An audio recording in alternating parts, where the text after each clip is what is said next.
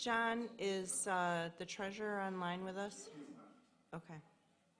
Can somebody send, will you send Claire a message and it's 5:30? What is bouncing? Hey, detective, welcome. Thank you.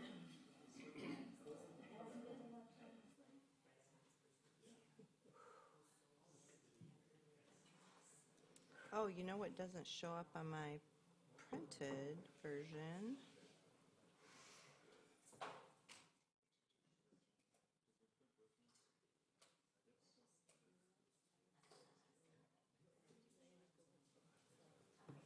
You know, Melissa, those olives are still on your desk if you need a snack. Do we have Claire yet? She hasn't responded. All right, let's give her one more minute. Not according to me. I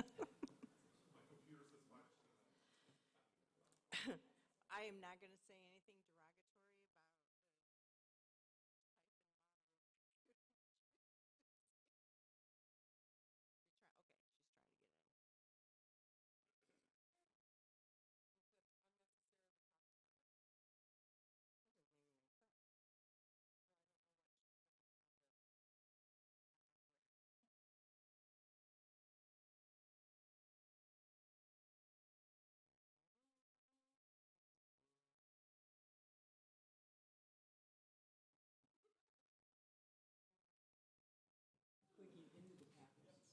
about the I apologize for the delay. We're going to give the treasurer who's, okay, give her just a second to get logged in.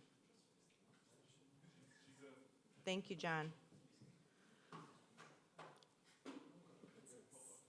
Is it Matt? Okay, is Matt ready to go? Matt's thumbs up.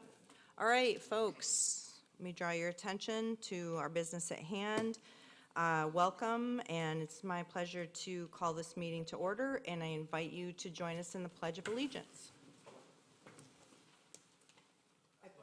Allegiance to the flag of the United States of America and to the republic for which it stands, one nation, under God, indivisible, with liberty and justice for all.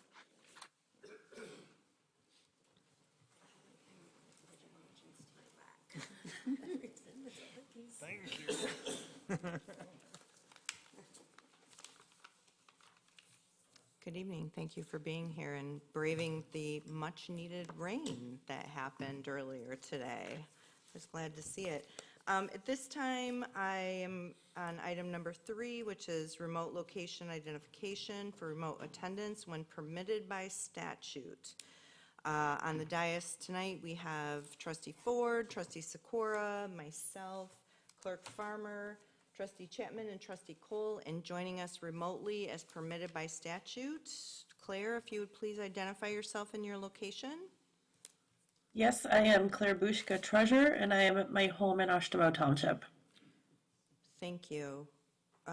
Just as a reminder to the members of this body, in case I forget, also our IT team over there, Claire is permitted to vote by statute this evening, so if I forget, please let me know. This time I invite a member of this body to share one of the township core values as we enter this meeting. I'll share. Core value, dedicated to open communication to improve productivity and effectiveness. Thank you, Trustee Cole. Now I move to agenda item number 5, the approval of the agenda. Before I ask for a motion for approval agenda, I want to make sure that this body received the message that a budget amendment was added. The Township Public-Facing Board agenda was updated to reflect that. If there are any other questions or changes to the agenda, I would hear about those now.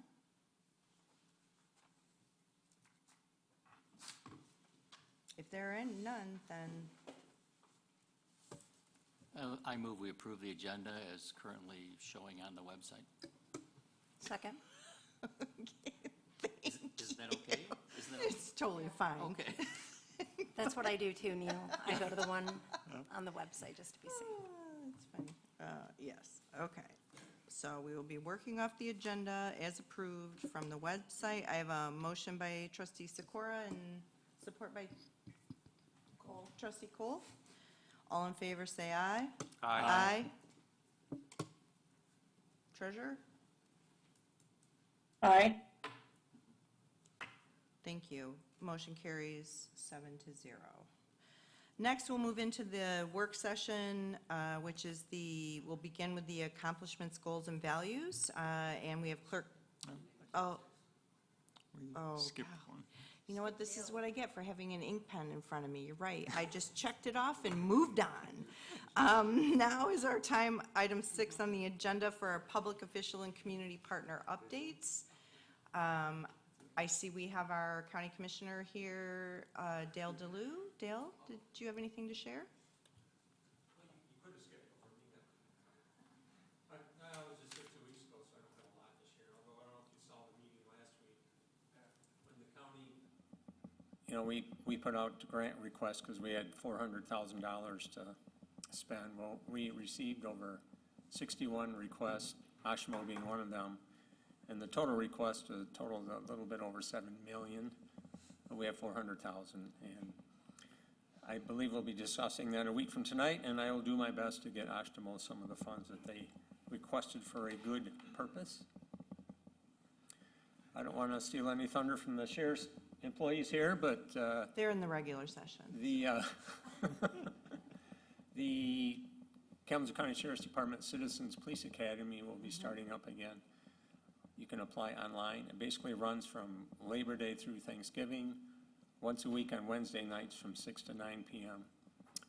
I believe the supervisor, you went through that? I think it's probably a really valuable experience to anybody that wants to attend and apply. I'm sure there'll be more applications than they have openings, but I would encourage any citizens of Oshtemo to apply for that. And lastly, yesterday I received an email invitation to the annual Kalamazoo County Farm Bureau meeting. They only meet once a year, and it's this year on August 28th at 6 p.m. at a farm in Scotts, Michigan. So if you want to attend, feel free to look it up online. I know we do have some farmers still out here in Oshtemo Township, so if anybody's interested, they should look into that. And I'm open to any questions. Any questions for the commissioner? I have a couple comments, but Treasurer Bushka, do you have any questions for the commissioner before we move forward? I do not.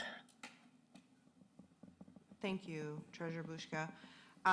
So I will take this opportunity, since you're here and you mentioned that we submitted a grant in the competitive grant process, and I appreciated the county reaching out very directly to local municipalities, I assume other organizations, to apply.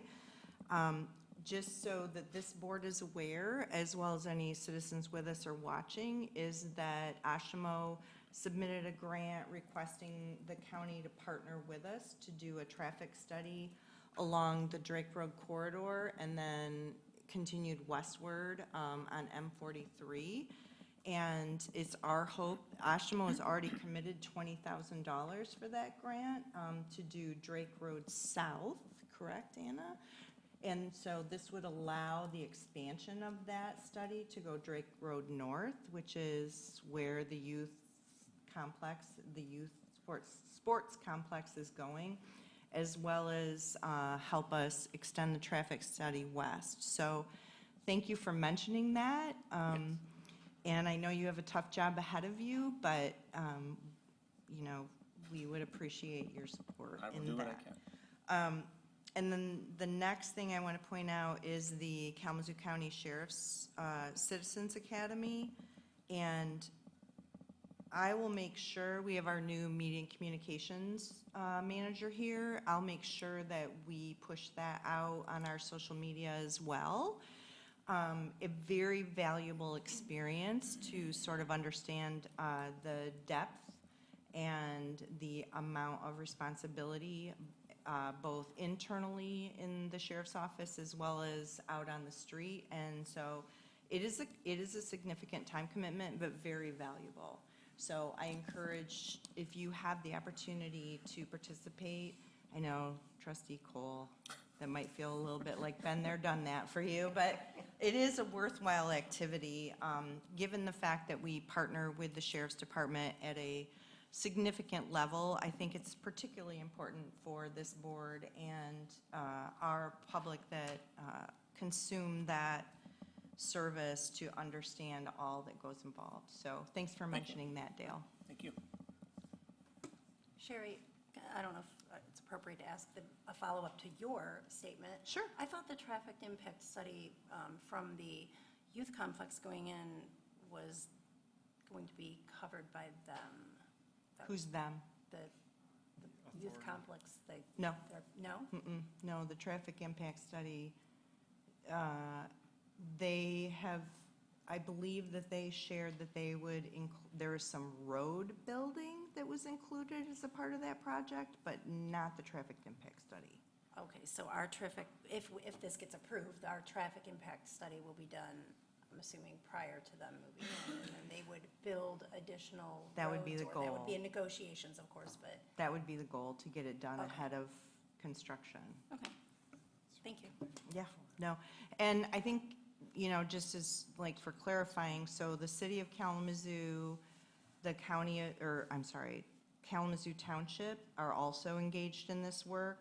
So the view of this grant and asking the county to partner with us is an extension of what's coming out of downtown, down West Main. Now that the youth sports complex property has been identified, that we include Drake Road North in that, and then Oshtemo can then do Drake South from West Main and Drake down to Stadium Drive, and then also out West Main, as we know there's more. So,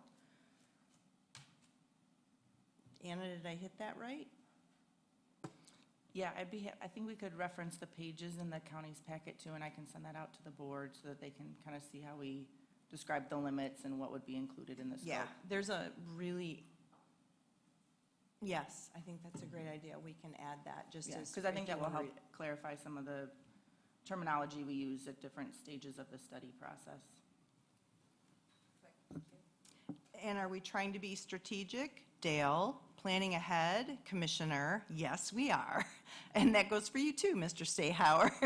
And actually, I would like to share that the Road Commission did issue a lot of support for that grant as well, as did many of the road agencies, Commissioner DeLue. So I do hope you'll read our submission.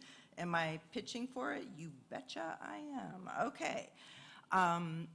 Next, I do see our Road Commission representative, Mr. Stayhauer. Do you have any information you wish to share with the board?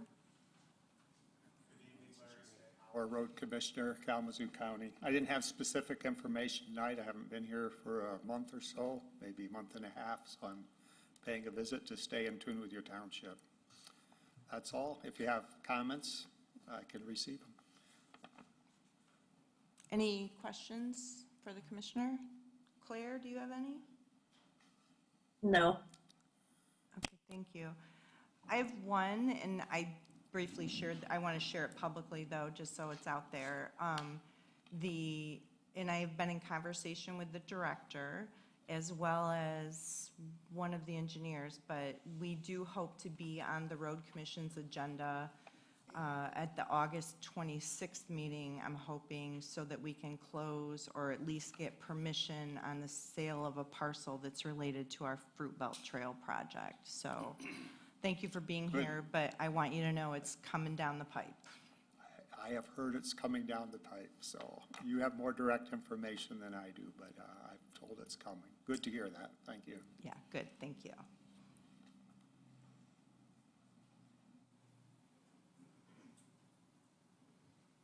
I know our Parks Director is very anxious to close that chapter so that she can move forward on the Fruit Belt Trail development and the requirements by the state of Michigan in the Michigan National, or Michigan Trust Fund grant. Is there anyone else here representing a community partner or, and I'm sorry, the Sheriff's Department, you're on the regular agenda, so you don't get to be now. All right. So then I will close public, do we have anyone online with a raised hand? No? Okay. So next we'll move into the work session, and first on the topics is the accomplishment goals and values, and we have Clerk Farmer here, and I would invite you to Yeah. share your work. I suppose values, vision, they could be interchangeable. I know, right? My vision. I mess them up all the time, actually. I mess up accomplishments and achievements. They're both A words.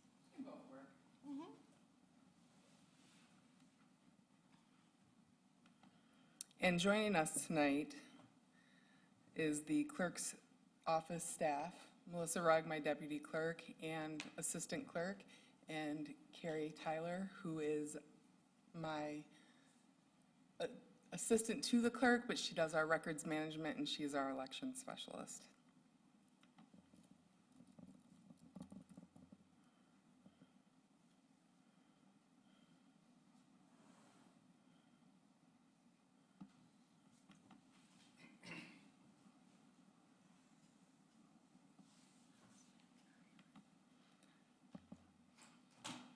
What do I need to push, John? No. Yes.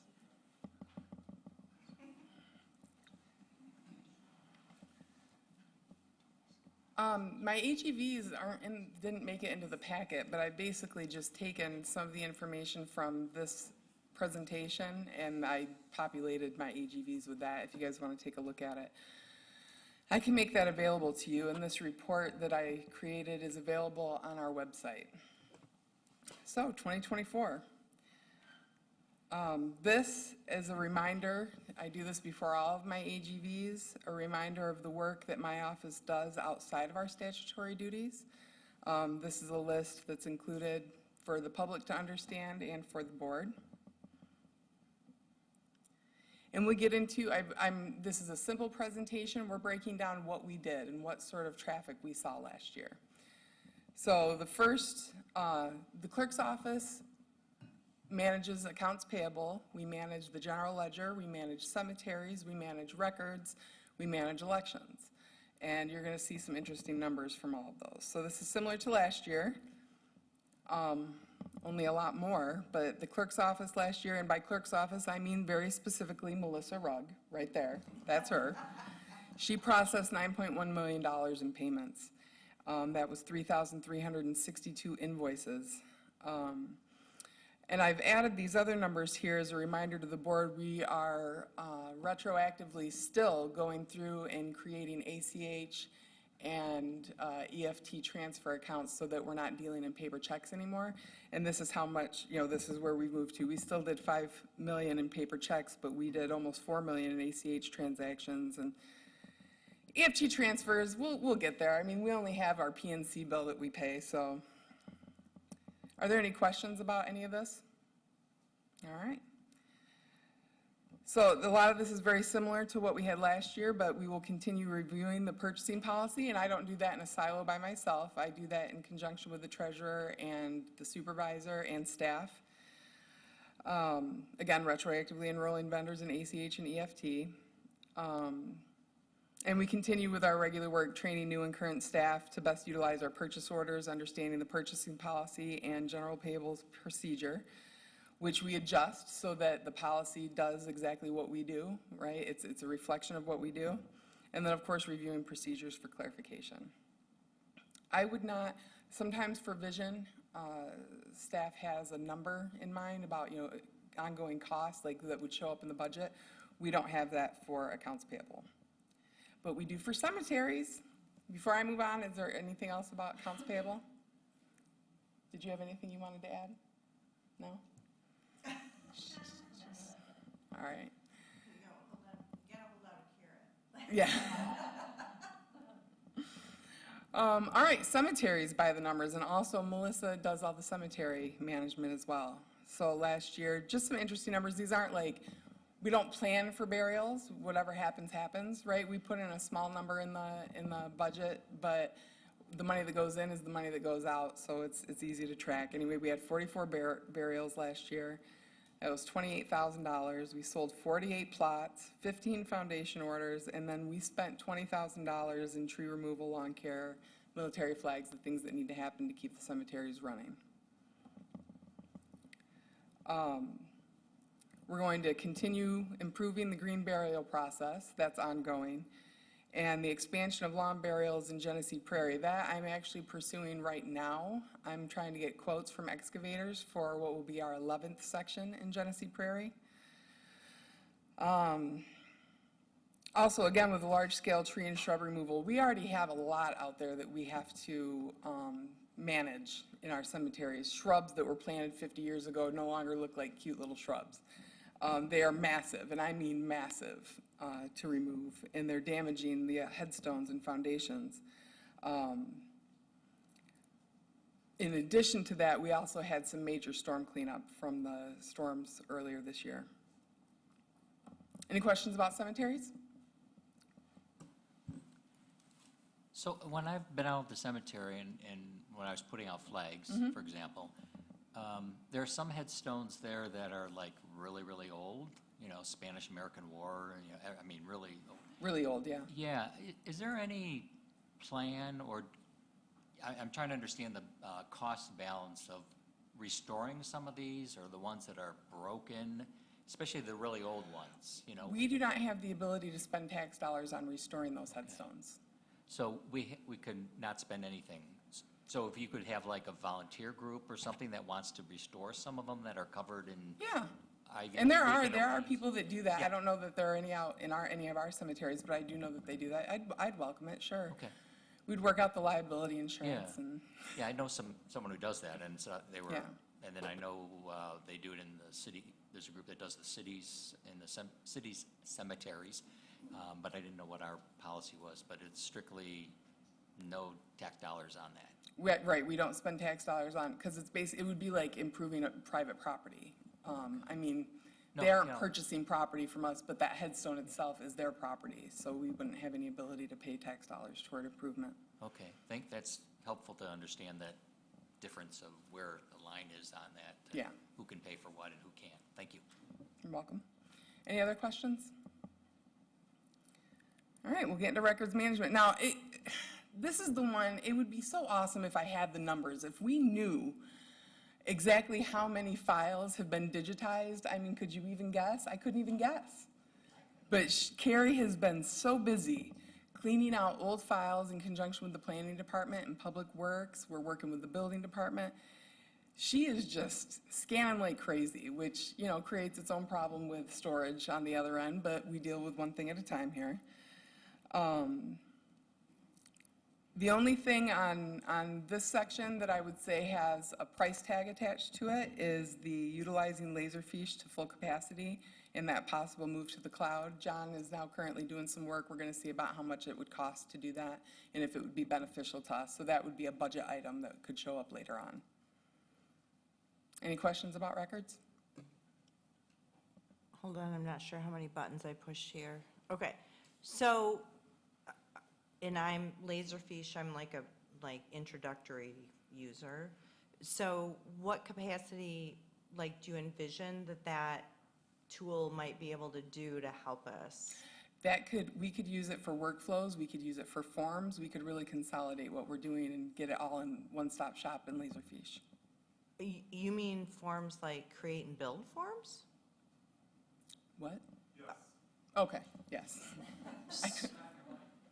So, oh, that's so interesting. Okay. Yeah, and that was one of the biggest things that came out of Carrie's trip to the conference, was that we are underutilizing, of course, which we knew, but the move to the cloud and using the forms, it would be much more efficient. So what about project management? Does that software, and if you can't, Yeah, I I'm wouldn't have taking an you answer for you. I don't mean to do that, but No, that's okay. I mean, because there's a lot of discussion right now in various departments about project management software, and so if Laserfish had that capability, I mean, We what I can would. look into it. I know that we've looked at some of that management software in the Yeah. past. But we can look into what I Laserfish mean, because offers. just think if it was a project management software and then you saved it and it went, oh my gosh, It that would would be be- it amazing. would be good. Right? Yeah. Okay.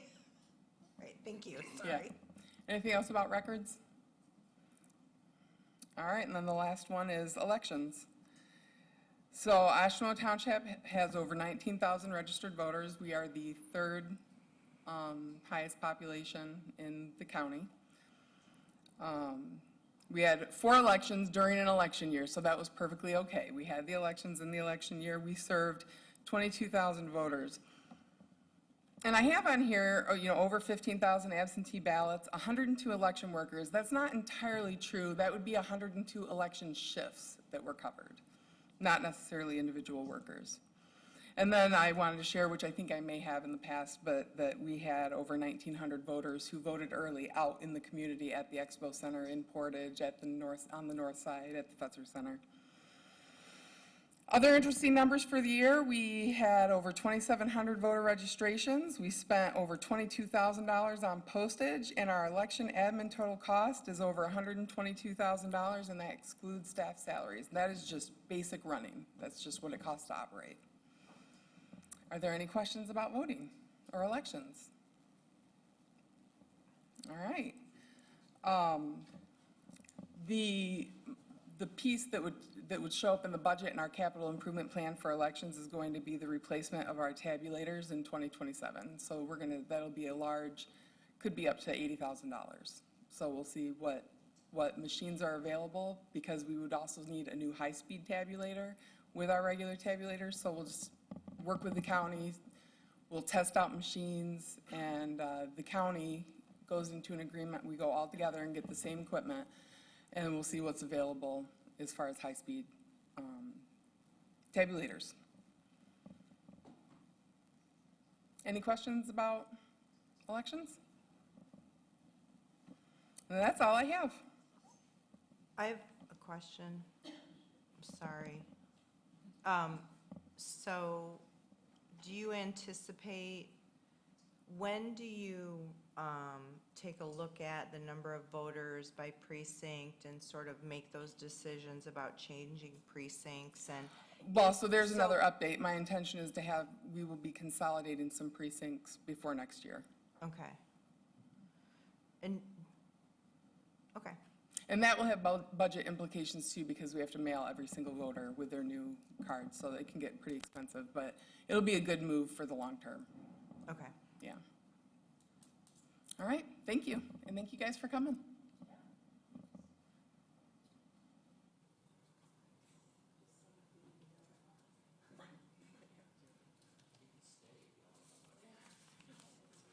It's really raining outside. All right. Thank you, Clerk Farmer, and Melissa and Carrie, who not only are amazing professionals, but also make our workspace very enjoyable. So I appreciate that. We have a really good vibe in our office, I think. Okay, so next we have the AGVs of the treasurer, and I know Treasurer Bushka, I guess we didn't correspond on this today.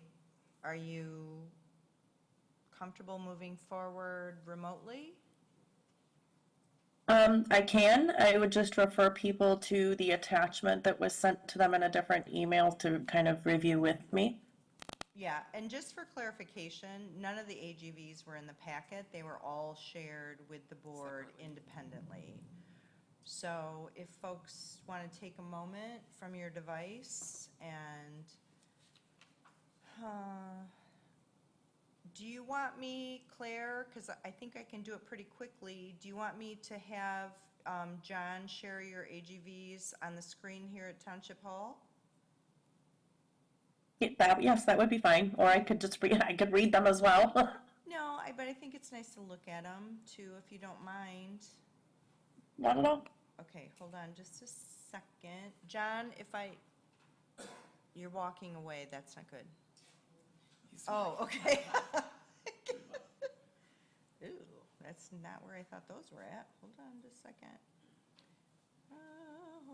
Oh, I know, because I stuck them here. Okay.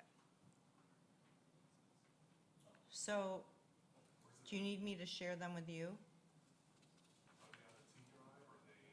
They're in my cloud drive. Email it? Okay, no problem. Hold on, just a second. Grab some water.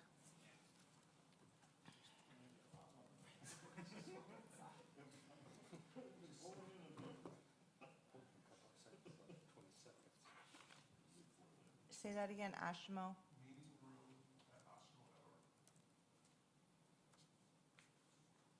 Got it.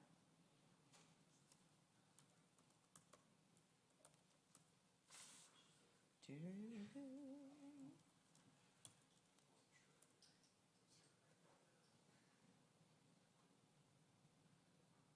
Sent.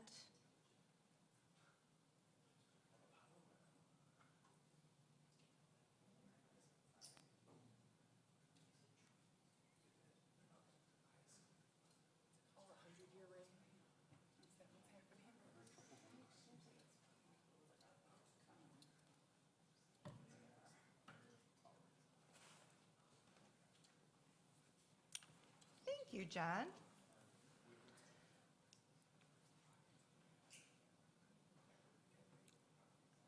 All right, Claire, your AGVs are now on the screen in front of the board in the audience and the public. Wonderful. So, This one's mine. Oh, is it? I believe so. Oh, no, that's, it says meeting communications. Well, that was because I used theirs as my template. I realize now. Oh, no. Oh, this says clerk. All right, John, I lied, just a second. I picked the wrong one. I did. Let me try again. Let me pick the one that says treasurer AGB.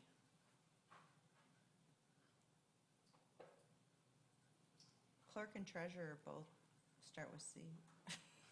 Well, they don't. No, they don't. No.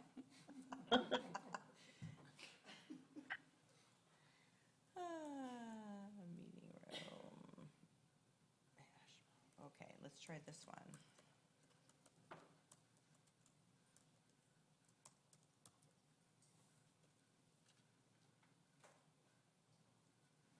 I probably should have opened it before I sent it. I think this is right, though.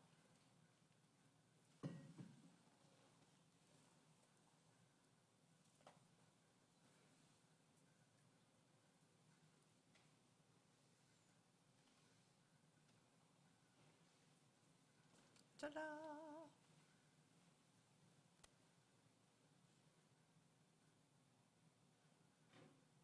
All right, Claire. okay.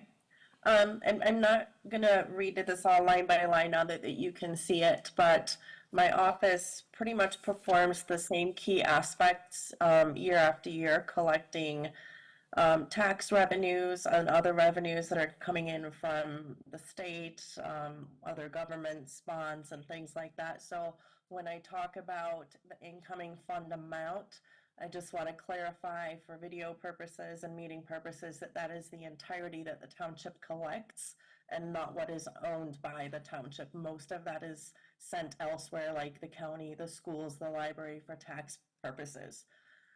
But in 2024, just under 75 million was collected, and I'm happy to say that about 10% of that was paid online, which is what we're trying to push towards.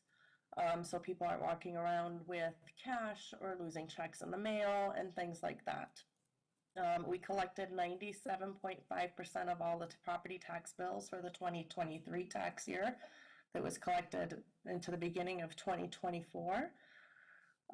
We ensure that all of the specials on these tax bills, so fire, police, brownfields, IFTs, sodas, and DDAs are all collected appropriately as per the documents that set those up.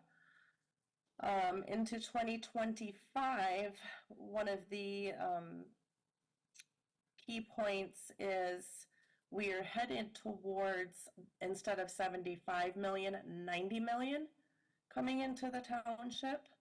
I'm not asking for anything for staffing or anything like that. I'm very confident that Sally, my assistant, and myself can kind of continue keeping up with all of that. But we're also on track to collect about 12.5% of that online. So as you can see, that is growing. Some of that is due to setting up the ability for the building department to take those online payments for their permits, which is extremely helpful for them. It makes their flow much quicker. But I do believe that jump is from the building department. And we have also set up the ordinance enforcement department for them to accept payments online for inspections and things like that. We have just yesterday taken care of the 2029 DLP for striking with the courts. So that can be removed from our records. So that is complete. The budget request that I had last year, I'm happy to announce for the SAFE, we finally received about a week or two ago, and it is now in my office, well under what I requested. So that is done and processed, so I thank you for that. The goal to collect in 2024 was 98%. We do set personal goals in the treasurer's office to kind of beat the year before. And I believe we collected 97.1, so I'm going to reevaluate those goals that we have set and see if we can do a little bit better this year and get back up to the 98. Let's see. Our office takes care of the sewer and water agreements for signatures and filing. Obviously, Public Works sets up the actual document, but we make sure it gets signed, the deposits received, and then we send those to the clerk's office for filing.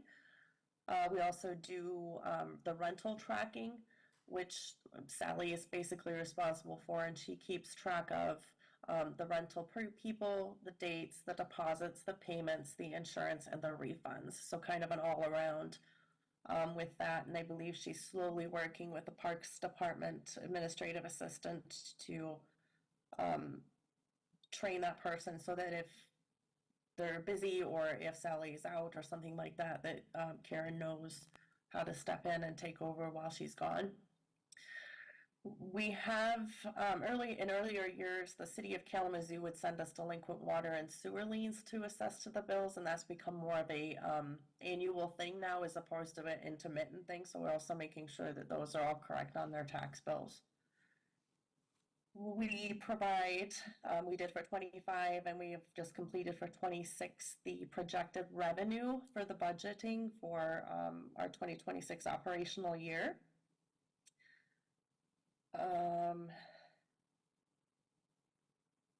And then for 2026, the goal is to then strike 2020 delinquent personal property bills that have not been paid. And from now until then, we'll make, much effort to work on collecting those before we even look at what we would send to the courts. We work with the Brownfield Authority to make sure that the funds are match what is requested from them. I'm looking forward to working with them on the new housing ones that we have coming. So that will be a journey to oversee and make sure is correct. We report to the states for the IFT that are collected, do the state reporting for revenues, and then some pilot payments that they oversee.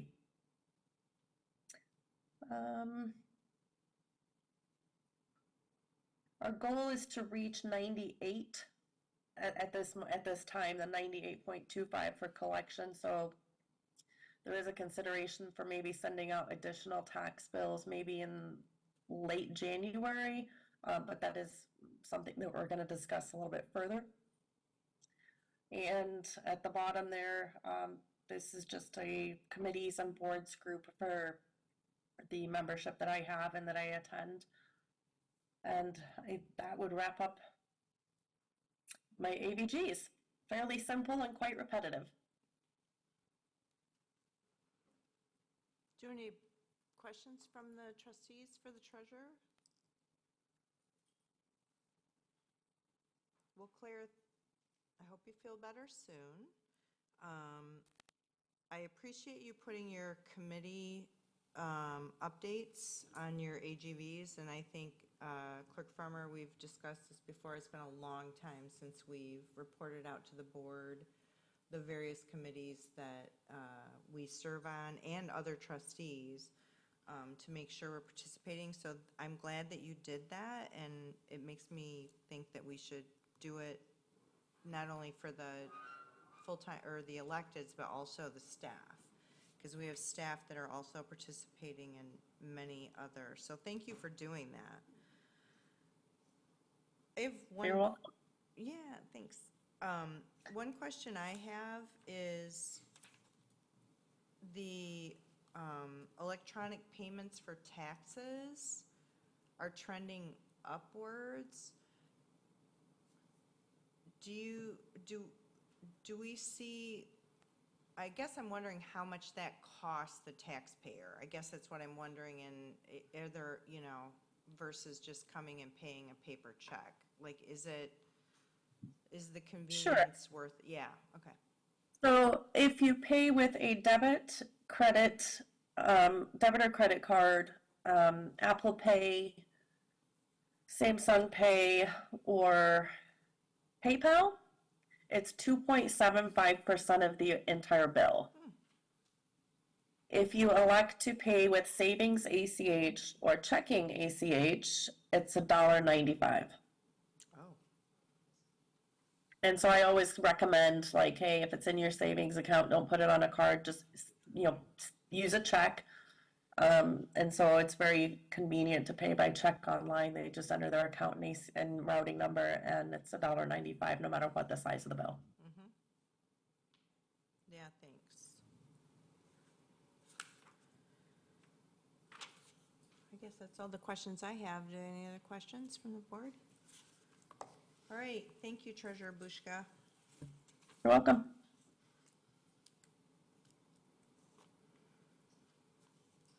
Okay, next, again, it was shared with the board, it's not in the packet, although it will be shared publicly, is the draft request for proposals for strategic planning for the board.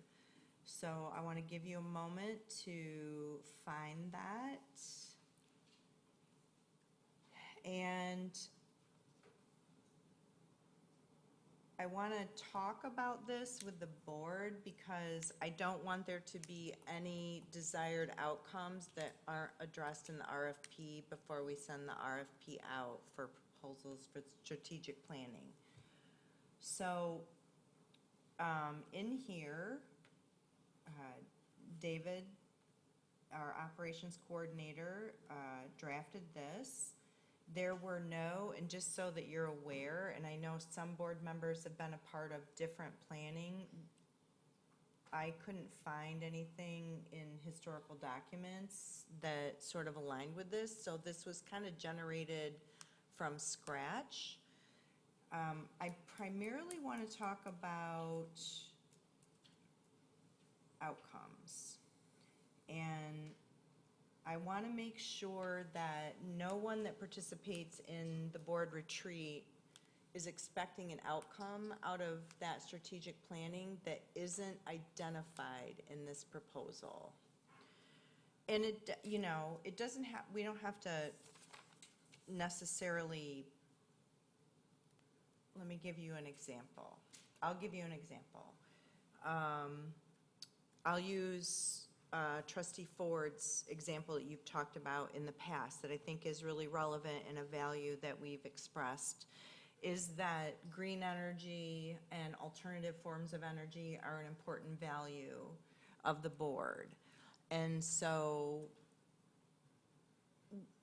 how, what would you like to see related to that topic as an outcome of the strategic plan? So are there topics, for example, green energy, that are of value to you as a board member that you want to make sure that are in this RFP so that they get addressed during the strategic plan. Does that make sense?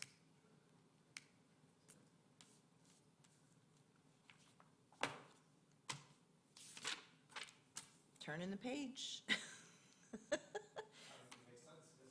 Okay, so I'm looking for some input from folks so that we make sure we get out of this what we want. Yep.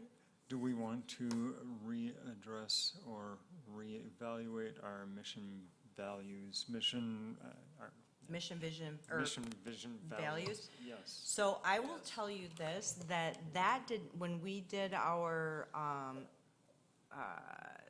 sticker choices of what we wanted, that did not come out of that activity as far as, but we could revisit that. Yeah, at this point, I think the mission, Vision and values. Mission, are vision, only vision, Dusty and core I's at this point.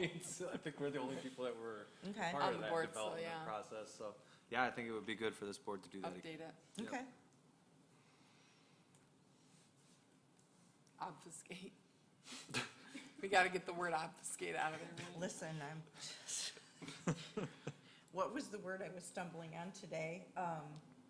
Strategic, no, what was it? Systemic. Systemic. I was just like, I looked at that word many times and kept saying. Systemic, systematic. Systematic, yeah. All right, so revisit mission, vision, and core values.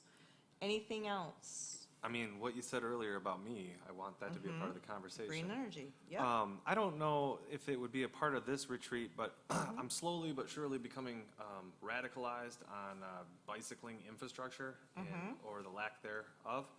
So I want to make sure that that is touched on at some point.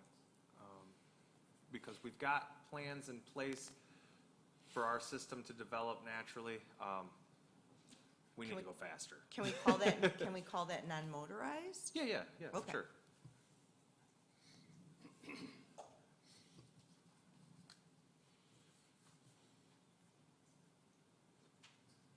I'd like to talk about programming. Okay. When we talk about like elder programming, senior programming, and youth programming within our parks and community centers. Absolutely. That is not a thing that I'm aware that we really do now, probably for a host of reasons, but I think it's something that we need to consider as a board and trying to find ways to help. Yeah, where we are now. Where are versus we? Where do we vision ourselves? It is a thing I hear frequently, especially speaking with elderly residents within the township. There's no programming at the community center, or there's limited programming at the, where can I find some activities, with my peers, that type of stuff. So I want to make sure that's a part of this board's conversations. I had a wonderful conversation with a resident a couple of weeks ago who, she and her daughter live in the township. They thought they were city residents, which is not uncommon. And so they went to register her daughter's children for city program, or city youth programming for the summer, which the city of Kalamazoo has a wonderful and robust youth programming. We don't have the capacity right now to sort of do that next summer even, but I think if we wanted to be in that kind of position, then it definitely requires sort of some strategic planning to get there. What was wonderful about that conversation, and she very much understood, like, I thought I lived in the city, I lived in Oshtemo, what do you have for youth programming? I'm like, well, we have some, but it doesn't look like what the city has. She's like, and she totally understood that. And I'm like, but what it did is open the door to a conversation with the YMCA and Next Step City of Kalamazoo. So things we could consider is, could we put money in our budget for families to apply for summer programming for our kids, since we don't have Oshtemo programming, but for our kids to be funded to attend other programming that's supported in other areas. So, I mean, it's just an idea. I mean, open to that Yeah. having that conversation, certainly. I'd like to understand, I don't know much about programming in this space, right? So like, well, what does it typically entail? What are the offerings that are out there? Who's running them? Is there an opportunity for us to allocate, a fixed amount of money each year? And maybe we work with a third party to operationalize that? I don't know. I just want to have those conversations to Yep. see if there's space within what we do at the township to do that kind of programming. Yep. So, I'd like to make sure that we also discuss what we have talked about a few times here and there about even this property being kind of a central community hub. And we talk about it and I get excited and then we don't talk about it, other things come up. So definitely want to explore that. It's in conversation internally, and so you will definitely, it's not gonna happen tomorrow, but it is not foregone as far as this area being a community hub. Yeah, I think it would be perfect. Got the fire department right here, do all kinds of stuff. So, that's all. And this is one I don't know how to verbalize completely, but, when you look around at other communities, they have festivals, they have an identity, and for a while now, I've been saying we don't have an identity. It's very difficult to say who we are, what we are, and without that, it's hard to recruit other things here. Having some kind of festival, having something that we could celebrate and show off, bring tourists in to show off our community would be something I think that could be very beneficial long-term. But I cannot, and I've been racking my brain over, I cannot find what it would be, other than the Bacon Cheeseburger Festival or something bizarre like that. Because those ones actually do get a lot of attention, and I say that half in jest, but I don't know, we don't have predominance of blueberry fields, so we don't have a blueberry festival or strawberry festival. So, I think having that festival and bringing people in helps our businesses, helps sell our community, and hopefully in the long term brings us more small businesses. Got it, Asparagus Festival, run it. This Asparagus Festival. Most of it's probably hauled into the community. One thing I want to, so, believe it or not, I do listen to the comments you have to say, but Trustee Ford, another thing you brought up, I don't know if it was part of a work session or whatever, is that, and this is a long green energy related but not the same, is that how are we going to treat, do we plan for weather-related incidents? So we've been lucky so far that climate change, I think we need to talk about, do we even think, like, where are we at as a body regarding climate change? But something that you mentioned in the past is making sure that in the event there's an issue, that we can be prepared to respond immediately and then not have to wait to bring a budget amendment to the next meeting and then all that stuff. So I think I don't have any ideas of what form that should take beyond, we should have a real high-level conversation about what that looks like and having monetary availability to respond in emergencies, right? Ordinances, policy around how that is handled. But it goes further, right? And I think we're already doing some of this in a lot of the engineering and design work that we do today. It just needs to be built to another specification for the types of weather that we're going to be experiencing. So making sure that that's a part of our day-to-day business, I think, and it's just our new normal. Well, I think as we invest in our sewage system, stormwater systems, we're going to have to be more prepared for what's going on outside right now. And that capacity is difficult to plan for because it's much more expensive and it's once in and so it's hard to think about it, but it's something that previously there was federal government funding for that's been clawed back. I know there's some limited state funding that's been out there for that. But it's absolutely essential. If we're going to put the money in, I'd rather it go into something that can And just accommodate. having some clarity, certainty, I think, for everyone in the township about what the government, their local government's going to do after a natural disaster? So if there's a ton of private property damage, can they count on the township to put somebody out to come collect storm debris from the curb? Or what is it gonna be? Let's have some certainty to what that looks like. I think that's right. I'm sorry. Go ahead, trustee Sikora. I heard you pop on. No, I wanted to go back to a different topic, so finish that conversation with. Oh, I think that we need to, yes, I want to have that conversation about what the expectations are so that the residents know how we're going to react. The last storm was, I believe that the township reacted appropriately to my understanding of storm damage. However, I don't want to be caught if it's a lot worse, that we aren't prepared for that. But I want to hearken back to a statement about the stones, the grave markers that, so I've heard two different things, and this is really addressed at Attorney Porter, but that public dollars cannot be used for private properties, but then I see different municipalities taking a different angle at that, and so I guess I'm wondering, are we utilizing historical culture on what we've done, or I guess I want to understand what state statute should we be relying upon if we're gonna Why can't send- we clean headstones, but we can clean up trees? Right, exactly. Sorry, I didn't mean to yell. Well, when you're cleaning up trees, you're cleaning up the public portion of the property. Headstones are, as your clerk indicated, are private property. And you can only do what you're authorized to do by the Constitution or state statute. I could take a look at it, but I think Dusty is absolutely right that that's private property, and we don't have the ability to expend funds on maintenance of private property.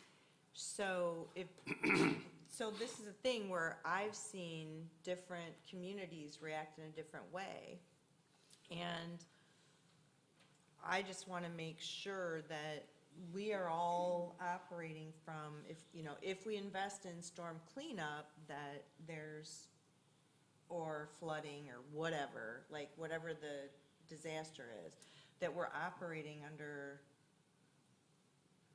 state statute, and that, we're not treating different catastrophes different ways and But different. to me, it's different. You're talking about something that happened in our community that affected a lot of people versus, it's not a catastrophe that the headstones are in the condition they are. It is just wear and tear and normal, right?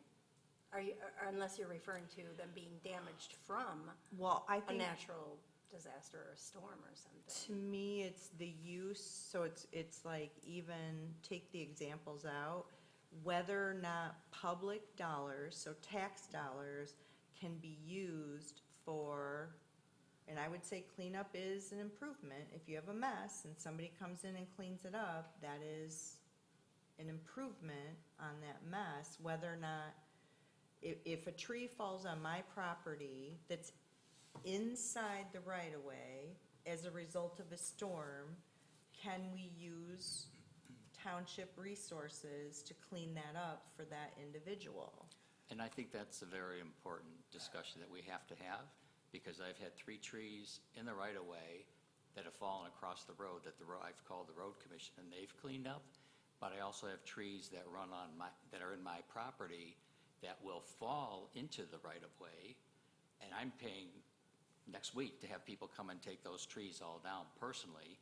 And if I'm paying for being proactive to take those trees down, and then there's a storm that happens and a bunch of stuff comes down and I dump it out on the side of the road for the township to pay to pick up, I'm going to push back on that.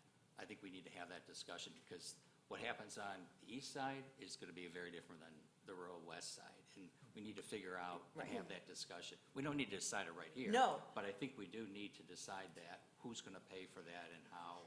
if, you know. I think and so when we talk about green energy and, you know, the effect of climate change, if we think that is a thing that needs to be addressed from a local government area, from my seat, I see communities reacting differently. And if we're gonna react a particular way, I want us to be on the same page and communicate that with the residents about what we're gonna do. Yeah, and I think it's important we do it before the next Okay, situation, so, yeah, all right. good call. So I wanted to. if Yeah, you were done please, with go that, ahead, I wanted to Neil. go back to the earlier discussion, only not to change it or say that there's anything wrong with it, but I wanted, you know, like Friends of the Park does programming, that's one of their charges. And we are actually having this discussion about what else can we do. But of course, we're a small group that only can do so much. I'm actually, in my comments, will announce another thing that we're doing, or 2 events that we're doing. But again, it's how much money is parks or the township going to spend on that? How many people do we have to do it, staffing and everything? So it's a good discussion to have, but I don't want us to have a discussion outside of the knowledge of what other groups are doing.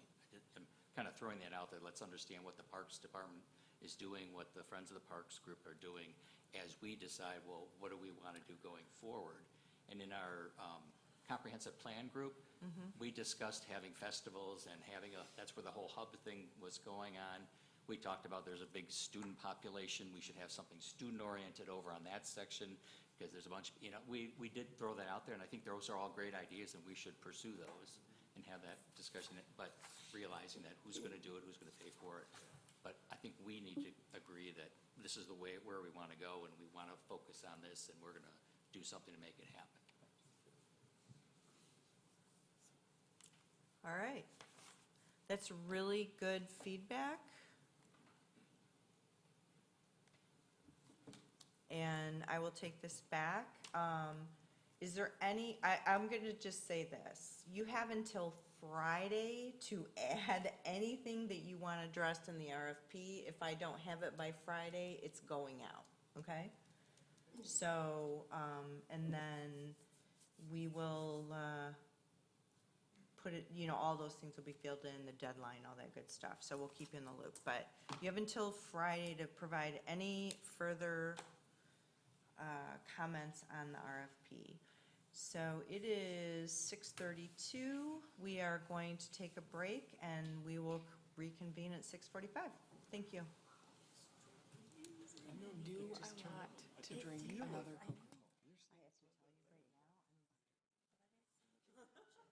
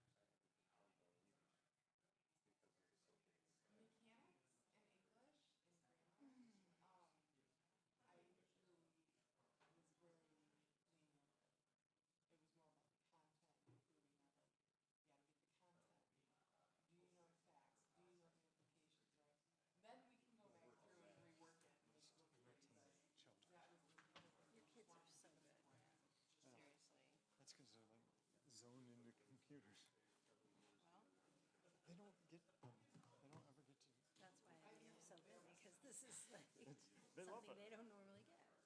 And then they get Wendy's afterwards. They get Frosties. So they're like, hey, let's go to a township meeting. Well, I buy at the beginning of the year the little Frosty key card. So you get a free junior Frosty any day. John, it looks like the video is still going while we're on break. Tuesdays, buy one, get one free. The Zoom? But they have kids eat free at Oh, all right, usually it goes dark. It's fine.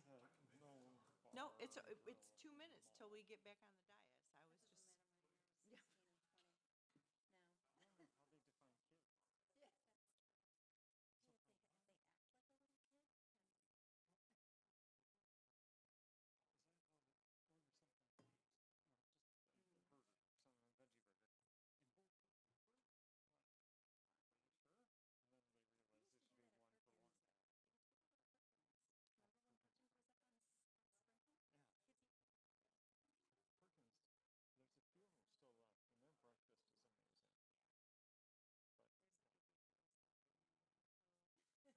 There's a few of them still left, and their breakfast is amazing. But there's a big boy graveyard. oh my gosh. My parents used to own a big boy.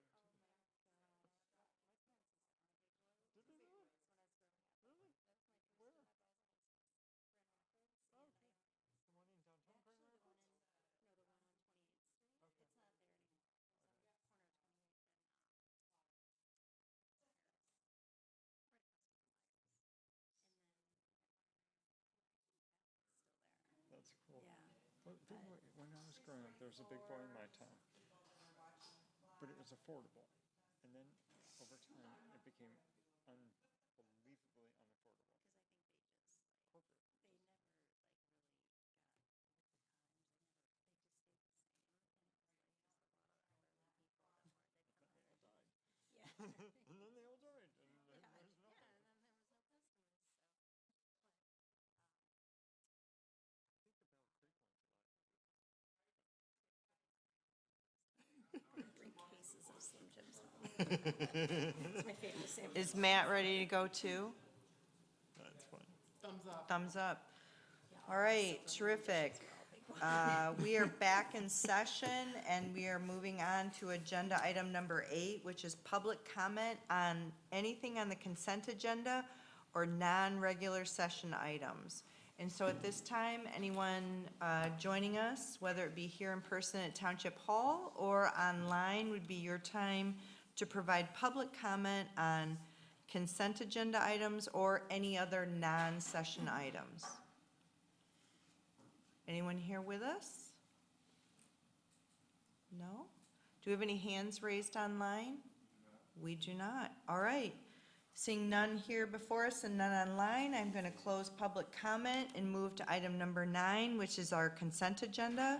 This includes the meeting minutes of our regular meeting July 22nd of 2025, the receipts and disbursements report, the second reading of ordinance number 682, Fire Code and Local Fire Safety Regulations, and item D, second reading regarding ordinance number 683, text amendments to false alarms. Do we have any members of the board wishing to pull any items from the consent agenda?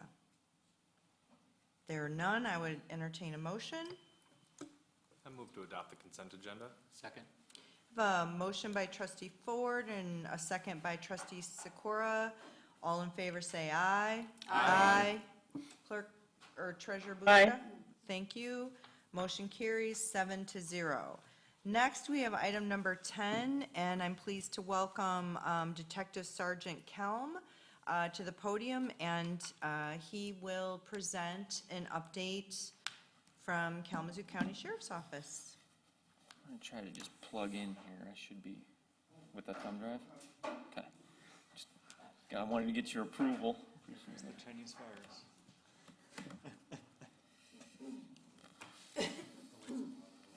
Exactly. You know, if all of our files crash, we are going to blame you. Thank you. That's why the laptop's only on the guest network. All right. Thumb drives are so.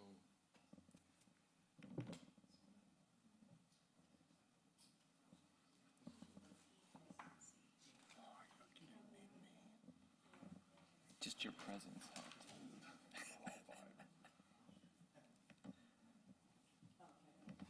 What is your perfume?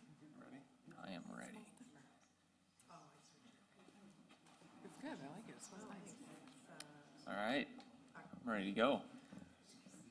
For those who don't know who I am, I'm Detective Sergeant Adam Kelm with the Kalamazoo County Sheriff's Office. Good to see everyone again. I want to thank everyone for being here. And I want to thank you guys for your flexibility in scheduling me. My job carries me in, out of the state, and out of the county. And so I wasn't able to make it to the last the meeting, so thank you for your flexibility. I'll try to make this quick, but just since the last time we talked, the first presentation was bringing us up to speed. We hadn't had one for a while, so if you guys recall, it was from 2022, and I did more of a yearly comparison, kind of as a let's get caught up over the last several years on where we stand as far as call volumes, what kind of calls we've been receiving. So now, with my position being here on a regular basis, and getting to talk to you guys more regularly, I plan to zoom in more on quarterly statistics, so we have a more recent and in-depth look at what's going on and how we can tackle those items together, or how I can improve, how we can improve as a sheriff's department, as what we're seeing. So that is the first installment of this more zoomed-in look, as I like to say. It is going to be for the months of May and June. I thought I was going to do this presentation in July. That's why July's not on here, but we'll get July on the next one. So, all right, we'll get going. So I'm going to start by going over some of the crime statistics, and then I'm going to move into crash statistics, as well as some township officer statistics, and then finally go over some updates that I have for my job, just some highlight items that I thought you guys might want to hear. Okay. So first is just the general calls for service. This is everything. This is everything that somebody calls into dispatch, emergency, non-emergency, someone makes an online complaint, any way it comes in. These are the numbers for May and June. The bottom one is May. That is 1,352 calls for service. And then June dipped down to 1,287. You may be wondering, why is there a discrepancy? The bar graph looks a little bit lopsided. I didn't plan on making it look that lopsided. It's only 100, not even 100 calls for service, that there's one more day in May. So believe it or not, we take a lot of calls for service in one day. So I wouldn't take too much out of that. So these are I kind of lump crimes together, or else we'd be here for even longer. But violent crimes are all on this slide. So looking at assaults, the blue graph is for the month of May. The orange is for the month of June. So that's relatively the same, 31, 34. Anytime they're that close, I don't take a whole lot away that needs to be looked into, other than that there's 31 or 34. CSCs, that's criminal sexual contact. So that's, if you're not familiar, that's both contact or all the way up to like a forcible rape. So it's any unwanted contact of a sexual nature that can move all the way up to the worst of them. So 10 and 7, which is actually down from the first quarter. The first quarter had right around 20 on a month, and right around 18. So I was happy to see that those numbers are down. Robbery stayed nice and low. That's been consistent since January of 2025. Child abuse, there was a 6 and a 2, and we really get those calls, a lot of them. There's not a lot of them, and I'm relieved to see that, but we get those calls a lot from CPS. We get some of them fresh in progress, but most of them are CPS calls that get faxed to our department. The CPS has an online anonymous reporting system you may or may not be familiar with. Any neighbor or any friend can call in, which is a good system. I'm a big proponent of it, but then they weed out what might be criminal and what might not be to us. So a little bit of background on those calls. And then homicides, we had one at the end of May, which I will update you guys on later. How about that? Make sure you guys don't fall asleep, keep you hanging. And then 0 in June. Yeah, Just a quick question, are these are just calls for, not substantiated or not charged cases? these are all calls for, and So I'm we only took- glad you're here, Kristen, because you would understand this. That means somebody reported it. Even if so take one of the assaults, for example, in that 31 in the blue column. If one of those assaults ends up getting investigated and then it came in as an assault, and through the investigation, it might have deemed to be non-criminal, or it might have even been more information and turned into something that it was not an assault. This is what it was originally reported as to us in the call that we responded to. Is that what you were asking? Yeah, I guess I was just surprised, I mean pleasantly so. We only had 2 calls for service, for example, for our calls of allegations of child abuse Yeah. the whole month. Yeah, yeah, yes, and then some of and it's not separated, so in the CSC column, if it's child abuse, just strictly like somebody hit their kid forcefully or grabbed their kid forcefully, that would be labeled child abuse. However, if it had any type of CSC related to it, it would fall into the CSC crime category and not the child abuse. Does that make sense? Okay, yeah, I was too. That's a good number. I always hate, I'm kind of doing this as I reveal those stats. Anything with kids, anybody who's got them, I do. Hits a little hard. Property crimes, so these are the non-assaultive. So the B&E, breaking and entering, I talk in cop terms, so I will break it down. My family always yells at me to stop doing that. And home invasion, closely related B&E would be if you had a building or an outbuilding or anything non-residence, or as a home invasion. If you break into that, that's then qualified as a home invasion. So they're closely linked together. 24 and 28 on those in May and June. And then retail fraud, which is always one of our problem areas, but that just comes because we have a lot of retail stores. You really don't have one without the other on that. We're a high retail area. 55 and 44, I'd like to see that going down. 11 significantly down enough for me to kind of take a look at, and I give credit to the number, and even since January, they've been going down steadily. I give a lot of credit to our CPO officers that are out there making contacts. Their cars are always there. They're walking the stores. That deters crime, and so that number's been going down like we hoped it would, which is great. And then larceny is non-retail. That's just theft, stealing somebody else's property. Those numbers are also down, which is great. 24 and 19, which is it's just a few down from the first quarter. And then UDAA, if you want to know, unauthorized driving away of an automobile, get your car stolen. I don't know why they don't use vehicle theft or something more applicable, but UDAA has been the term since I started, so. Can you tell me, what is it again? Unauthorized driving away of an automobile. Got it. UDAA, yeah, let's make it harder than it has to be. So those are 14 and 16, which are also down.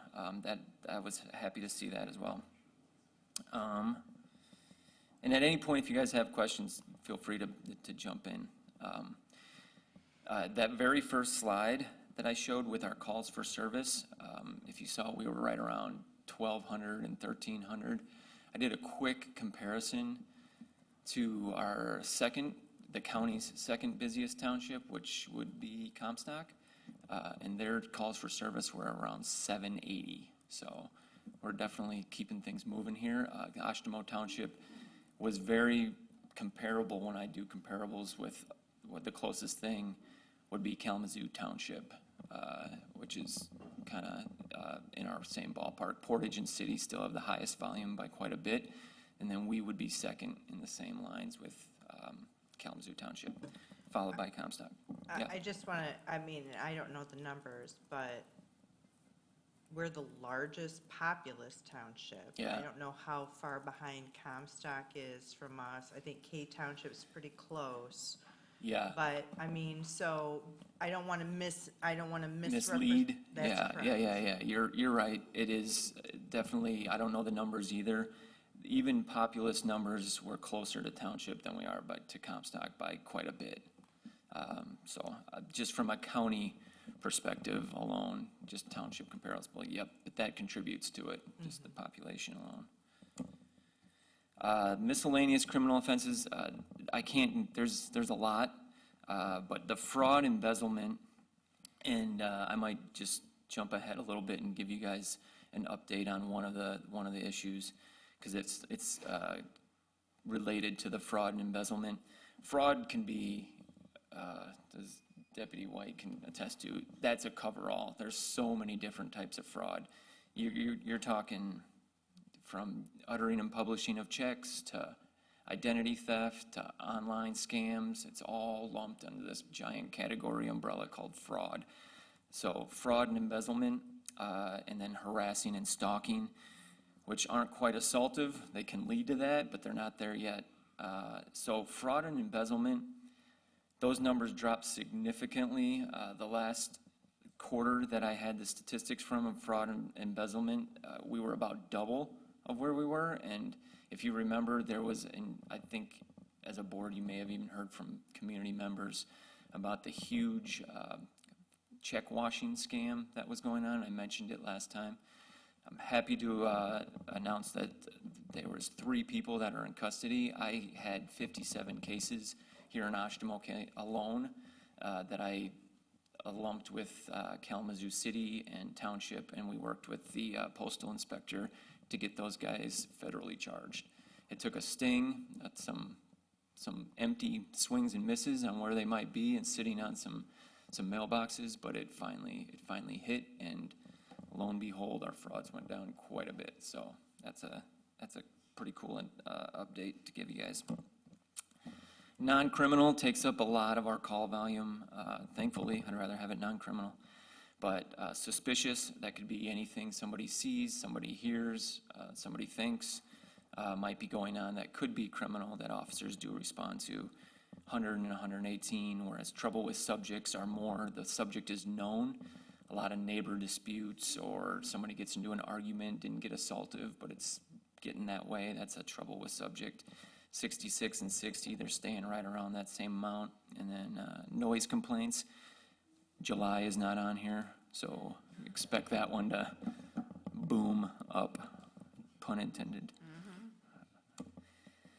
Mental health crisis, these are our community mental health pickups. So if you petition somebody for a mental health eval and that gets signed by a judge, we would have to respond to those, as well as people that might be depressed, contemplating suicide, or in worst case scenarios, actually considering or taking action for those. 9 and then 16 bumped up in June. I'm not into psychology or even a therapist to know why months, but I know a lot of times months we can see swings in those, seasonal depression. These are summer months, so I'm not sure why it almost doubled, but it did. This one is one that I know you guys like to see. What are your township officers doing? That I am not included in this. Just my job, by definition, requires me to follow up on cases that the deputies can't go to Grand Rapids or they can't go to Detroit to hunt down a suspect. That's what I do, so my I numbers have aren't a on here. question on Yeah. that very specific thing, actually. So if you're following up out of district or out of the township, are those township cases? Yes, Okay. Yep. Because that is a question I have. good question. Yeah, Yep. because that's a lot of time. Oh, yes. For sure. Huge time commitment, And but yeah. Okay, So- I'm gonna refrain from another question, and I'll save it for another conversation, but it's good to know that when you're on the road dealing with things, it's related to township matters. Yeah, I get sent in my queue, as I would call it, Oshtemo cases, and then wherever I go to solve those are why I would be out and about. Yep. So for the remainder, that would be including the CPOs who don't leave Oshtemo at all. I checked. very rarely, because they're doing their thing with the businesses and the apartment complexes. So that's out of 2,000, I combined the two for May and June, 2,639 calls for service. 72 were ones that were fielded, and those are going to be Texas, like an alarm in Texas Township that's just over the line. A lot of them are either Texas or Alamo, which is our neighbors that are really close, that are in progress, that another officer couldn't get to, and they swing up there to help out. So just percentage-wise, that's about 3% of the total in that paragraph. So they're doing their best to stay right there and call in Oshtemo Township. Traffic stops. So in May, which is the orange graph, we had 103 stops. In June, we had 83. Copeland's doing his thing. The other officers are as well, but his numbers definitely. This is probably triple than any other township has in the county as far as stops being made. And we do have a lot of traffic over here.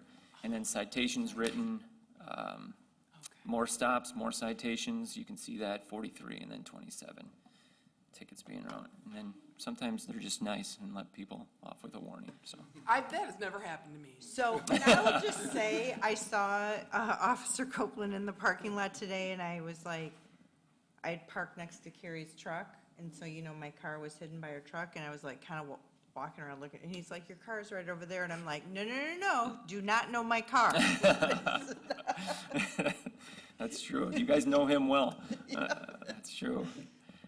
These are some crash statistics that, if you can or cannot see, that square is Oshtemo. It sounds like you guys are on the right track on where to do traffic studies around here, for sure. It lines up, but you guys can see what I put there on the statistics. We had 80 crashes in May, 1 fatal, 69 were just that. I was happy to see that number. I actually thought it would be higher. 69 only involved property damage. That's what that PDA is. And 11 involved an injury. So out of 80 crashes, only 11. I guess that's a test in maybe auto manufacturing, I guess. Bumpers and airbags and the same. 2 had alcohol related, 0 drug related, 7 distracted driver related. Definitely see those going up. You guys have probably witnessed it when you're driving about. And then just your age considerations. Young drivers were responsible for 14, or 65 and over were responsible for 27. I did not put that age. That is the state of Michigan. So before anybody wants to throw anything at me. June crash statistics, we had 63, so we were down from May. And then 55 PDAs, 0 fatals. Love to see that. 55 involved just property damage, or 8 had injuries. Only 1 alcohol related, 6 driver distracted, and then 7 with the youth, and then 20 with anyone over 65. Any questions on those? You can almost see, if I go back, how do I go? Yeah, there we go. If I go back, you can almost see that the map does not change much. It's very consistent. You guys know that? Just- All right, could you go ahead. Go back to that. The stat? Yeah, just your last line there says less than 65. They flipped the. Under 65. Under the age of 65. Oh, sorry, over the age of 65. Oh, It's sorry. correct on the previous screen, and Sorry. it switched, yeah, because you saw it went. Got me. You gotta take me back to 8th grade math, my greater than less than symbols. Yeah. He picked it up right away, I'm sure, yeah. So I gave you the update on the mail fraud. Any questions on that? You should feel Yeah. a lot safer putting mail into the drop box. Yeah, I was going to ask, because I was out of town and I came home to an open mailbox and I had been gone for 3 days. And even though my 20-year-old was staying in the home, she couldn't bring the mail in, of course, or the garbage can up. So has there been a rash? When was the arrest that you spoke about with the check washing? The arrest was late March of 2025. So are we seeing more incidents of mail fraud? I mean, So those were. mail theft, I should say. Those specifically they weren't targeting residences, they were only targeting the US post office box. They had a arrow key that they had manufactured, which is really what's gonna end up getting them federally charged. To own or to make one of those carries more weight than the theft or the fraud, believe it or not. And so that's why I had to get the postal inspector involved to get something more to stick. And so we haven't seen them as much in residence rather than the post office. Okay. So we had a resident call who had her mail stolen out of the big mailbox at 9th Street. Like, I didn't even know that was a thing, that mail fraud was happening out of the big drop boxes at the post office. Yeah, And I know you followed up with her. Thank you for doing that. yeah, absolutely. It was very upsetting to her. I mean, it was a significant amount of money that they had washed through her account. You said how many? I had 57 for the rough amount of $350,000, and those Portage had some on Constitution. That was and Oshtemo That was an resident? Oshtemo residence. 57? 57 cases, For how much? roughly $350,000. Yeah, I had to put together a long spreadsheet to give to the postal inspector to get How that. are they stealing them from the big box? They have, The arrow key, they oh, because, they created that I key. thought we were talking about, okay, yes. Yeah, Yeah, that Yeah. came as a, they can either Surprised me. there's been phishing mechanisms before where they can try to have something, but the chances of getting a personal check are really low. You really have to, but when you can have that key, you can file through and find the ones that look like they're for paying bills. I was kind of surprised that those boxes aren't under video surveillance. I was too. When I went to the post offices and tried to get all the video, they were like, well, we don't have one out there. They had them all over their employees, which is also good, but nothing out there. So, we did have any other questions on that one? Okay, we did have the one unfortunate homicide that occurred at Canterbury Apartments. That was on the 30th of May. I was working and happened during the day shift. I can't maybe give all the details. That is still, I'm working with prosecutors. There's still witnesses out there. So a lot of information, if I let that out, could be detrimental to what I'm doing. But I will have you know that the suspect is in custody. And it's just a matter of getting a lengthy case together to the prosecutor to authorize. And he's going to be in custody for a little bit. Hi, Cooper. So that is an update in case you were wondering, is he even out? Is he running around in the streets still? Is the gun out there? No. So any questions that you think I can answer? And it's okay if you have a question and if I can't answer it, I had a question, I guess, and it's more just from my observations as a resident that likes to read the newspaper, whatnot. Yeah. This summer in particular feels like it has anecdotally been one of the more violent summers in Oshtemo. The data that we've kind of looked at here maybe isn't telling that story, so I guess from my perspective as an observer in the community, I want to ask, what I'm feeling, is that realistic? Is that We accurate? started off the summer with that same feeling, and and I can tell you why, but it's amazing. I was talking to somebody else right before I came over here. When you get the right people in custody, the numbers will go down. It's not the narrative, the whole, and a lot of the news articles that you may or may not have read, there was some in Oshtemo, but definitely city had their fair share of some of the violent incidents, and so did township. So we all were sharing in this.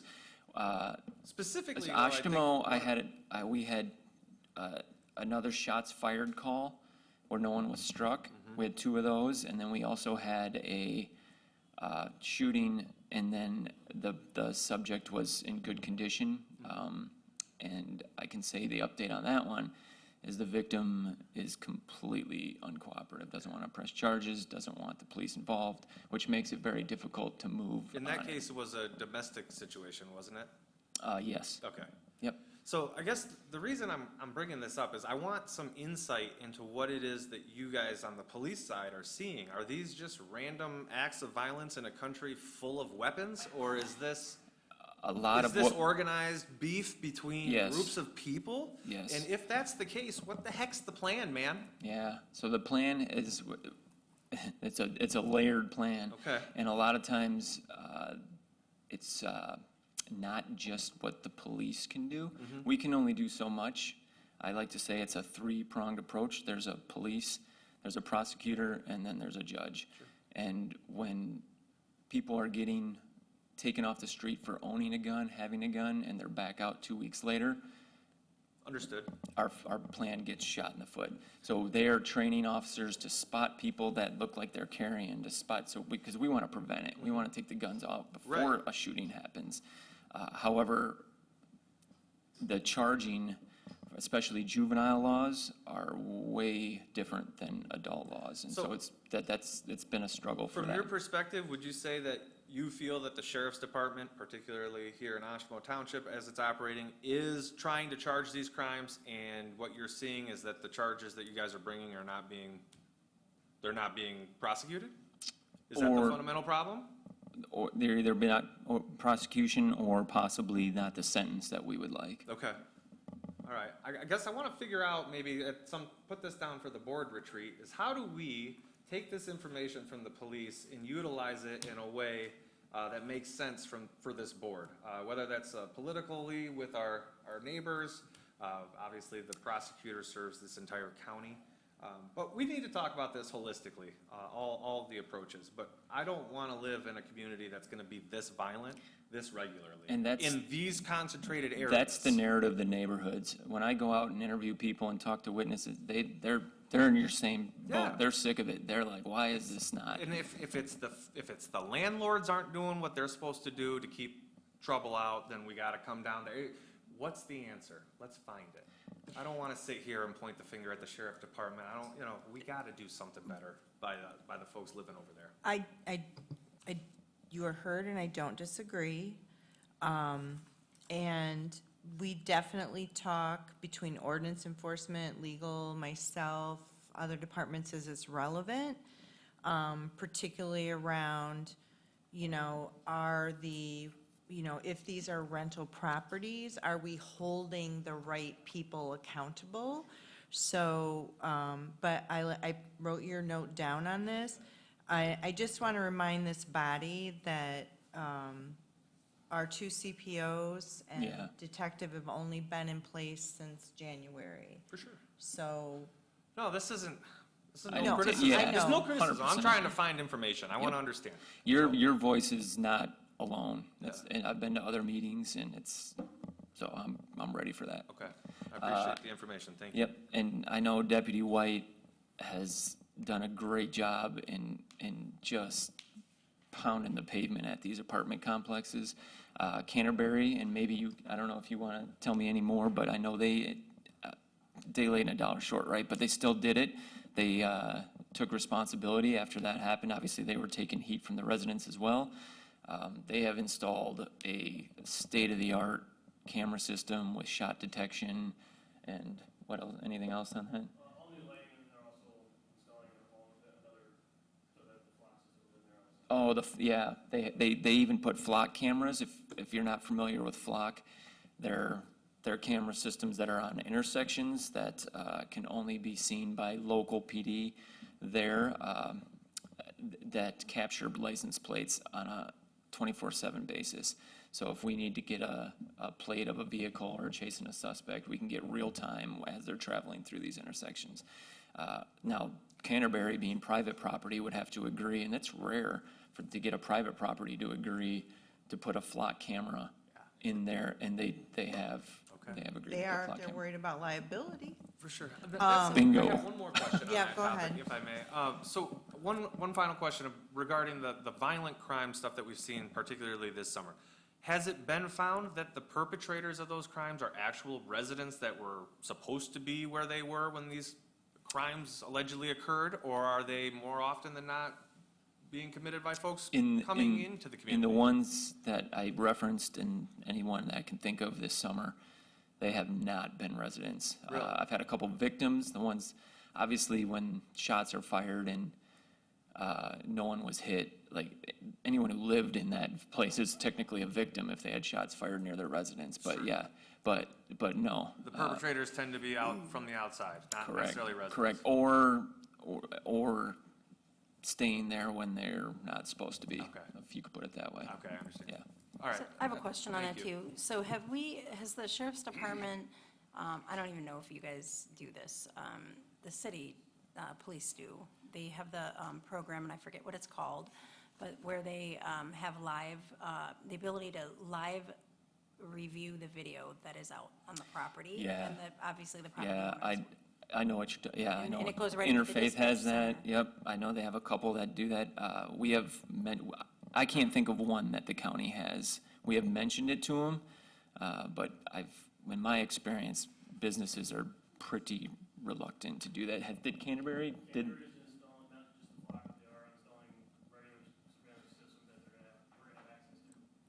Excellent. That's great news. Excellent, because There you go. I recall Interfaith Apartments, when I worked Yep. for the city, they did that, and that was well over a decade ago. They still And that have it. was huge. I mean, we had real-time suspect Yeah. on video that we could see, and the dispatchers could give that direction of travel and description out. yeah, a and lot of times you can see the actual, hugely if a crime occurs, they can see it in real so- time. Yeah, so it's their equipment, their video equipment, but they're allowing us access to it in real time. Awesome. Awesome. Hopefully that'll take off too, to spread to the other ones, once they see success in it. Any other questions? Okay. Yeah, around the idea of, we have our CPOs out there, and I'm, acknowledging it's only been 7.5 months, right? But I'm interested if there's a plan to do some kind of organized neighborhood watch, in some of these areas of the community, like residents taking ownership of their own Yeah, communities. And I just, I think about the city, and they've got Stewart and Edison and, Northside, and, I mean, so there are residents of those neighborhoods that take real ownership on those communities, and I feel like that is lacking here in Oshtemo. yeah, this was years ago, I think I was at one neighborhood watch meeting, and the way, in my experience from my 20-some-odd years in police work, neighborhood watches have always, they've always began with the neighborhood themselves organizing them. The sheriffs or the police have not set them up from the sheriff's office, but we will provide training, we will provide speakers to them, give them advice on how to best do it safely, but I don't know of any organization or programs that the sheriff's office has as like we will start the neighborhood watch, because it needs to have a group of people that are willing to do it. Right, I mean, I don't disagree. Right, you should be leading the charge, but I think what is perhaps unknown to communities is you are a resource to them if they wish to organize. Yeah, So, that's I true. mean, that's another thing we can put on our list for, Yeah. I won't post it tomorrow to social media. We should build some momentum around it, but it is one thing that we do have characteristic Yeah. areas of the community, and this is back to Trustee Chapman's idea of like identity, and it just seems like we could help create some momentum and identity around areas of the township that, it would be supportive for them. Yeah, and let's work together on like what we can provide. I'm more than happy to meet with you, or we can talk. Yeah. And No, giving you I what- know, it's a big problem, and No, you guys are brainstorming, I love it. Yeah. And that kind of leads to that last one. I also have been finding time to get to, and this is just word of mouth, I haven't put anything out, just presentations to different businesses, churches, groups, neighborhoods on, and this isn't just myself, I know we have a team that does this with frauds as well. I don't do the fraud one, we have a fraud a guy that used to do that on a regular basis. So I know in the last quarter, I think I've done 6, and I know that the fraud guys have at least done 2 or 3, so we're trying to it's a good way to meet the community, to make connections, and it leads to good conversation, even if it starts with a safety presentation or a fraud presentation, so. Yeah, I think it's Captain Baker? You nailed it. Okay. So I saw Captain Baker here when he met with a group of residents on the fraud presentation. It was very well attended. Yeah, and maybe was that's great. something that would be beneficial to advertise as well. Yeah, okay. Yeah, and that's all I have, guys. So, any other Sheriff's Department questions? Okay. Thank you very much, you guys. Thank you, Detective. You know it. All right. Good questions, good information.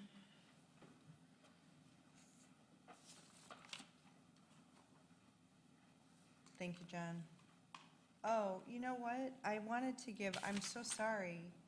Claire is on the line. Our Treasurer Bushka, did you have any? Rich has it. He's got it. I don't, it's just nice to see crime numbers going down. Right direction, right? Okay, next on our agenda, before you, you have a resolution recognizing Rabbit Angels Rescue as a nonprofit organization for the purpose of obtaining a game license. Attorney Porter, would you mind describing why this is in front of the board? Yeah, a nonprofit is authorized from the Charitable Gaming Division for the state of Michigan to have basically a charitable gaming license, but it has to be authorized by the local community. You have the request here from Rabbit Angels Rabbit Rescue, and they're dedicated team of volunteers, and they help domestic rabbits that may otherwise be in danger or abandoned, and they want to hold a raffle. And so to do that, there's a stock resolution that would be filled out if the board approves it. And so that's, I believe, on page 19 of your packet. This is the standard resolution that we would complete if you want to move that. Basically, it would simply state that at this meeting tonight, it was moved and supported to grant the request. We'll complete all of this if you decide to move that forward and send it to the state. And I think Clerk Farmer told me this is not, like, we've seen these before. Yes, we've approved a number of these in the past. Okay. Good time we had to do it for a bingo Yeah. situation. Yep. They got a fantastic website, just want to put that out there. Okay. And I they think- won't, I'm assured, just reading about this organization, they won't be donating any of their animals to the zoo in Denmark. Okay. That's good. I guess I have to look for that article on Right. Google. All right, Those are before only- we, Those are only animals that are near death Oh, in Denmark. okay. They're saying if your pet is about to expire, or they're not just saying people donate it to the zoo. Just wanted to clarify that, nobody gets the wrong impression. This is very strict information. The article I read didn't have that clarification. Oh, It just yes, said they that they did. were asking for people's pets to feed to their zoo animals. all right, before we move into further board deliberation, is there anyone here from the public wishing to speak on this resolution? Is the applicant with us this evening? Please, if you want to come forward and introduce yourself and just talk about your project a little bit? My name is Suzanne Bennett. The rescue was actually at my residence. Oops, excuse me. We are doing like raffles and whatnot, and we were told we needed this license if the item is over $500. And so that's what started this whole process. What's the item? It is a Switch 2. Sweet. How long have you been running the rescue? I started in 2022, Okay. and but the rescue's been around, I believe, since 2018, and it's just slowly growing. Yeah. Excellent. Well, good luck. Thank you. Any other questions for the applicant? No, but I also looked at your website and I had no idea it existed. And It's- I've got 3 rescue kitties, so I'm an animal lover. I'm for some glad to rescue hear that.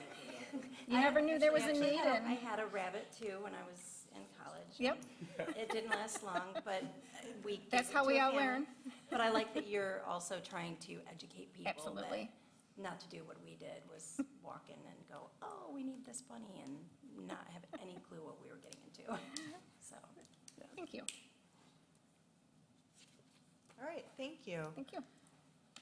Is there any other public wishing to make comment on this item? Any hands raised online? No hands raised online. We'll close opportunity for public comment. You have this resolution before you. I'd welcome any board deliberation on this, or if someone was so inclined, a motion for this resolution.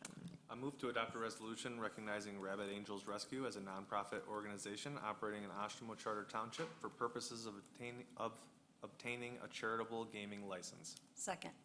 A motion by trustee Ford, a second by trustee Cole. This is a resolution. Clerk, would you please read the roll? Yes, trustee Sikora? Yes. Trustee Ford? Yes. Trustee Cole? Yes. Trustee Chapman? Yes. I vote yes. Treasurer Bushka? Yes. And Supervisor Bell? Yes. The resolution is adopted, 7-0. All right, thank you. Good luck. Hope you have a successful event. We'll process that promptly. Oh, thank you. That's right. That will probably have to come, that will have to come from us to them. Correct. Yeah, okay. And we have contact information, so that should be, okay. Thank you for that. Next, we'll move to item 12, which is some budget amendments. The first before you is from Public Works. Could I just request, would you mind if we moved all of the public works at once and then all of the fire at once? If the board is so inclined. Do you want to, you I'm mean move the, amenable. oh, hold on a I'm second. good with that too.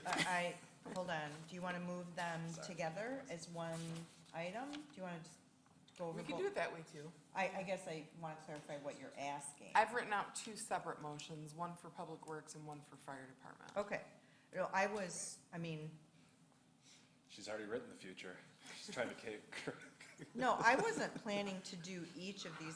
Well, I mean, if a member of this board wished to pull or talk about these and do them separately, I mean, we would have to do that, but we can definitely Okay. go through them. So I wanted to just first cover what they are. So there's a budget amendment necessary to support GIS services, since we are, that position is currently still open, and we are utilizing consulting to fill that in. It's working just fine right now, but we do need to move funds from the salary line to the professional fee lines in order to maintain that service. Hold on just a second. GPS shipping.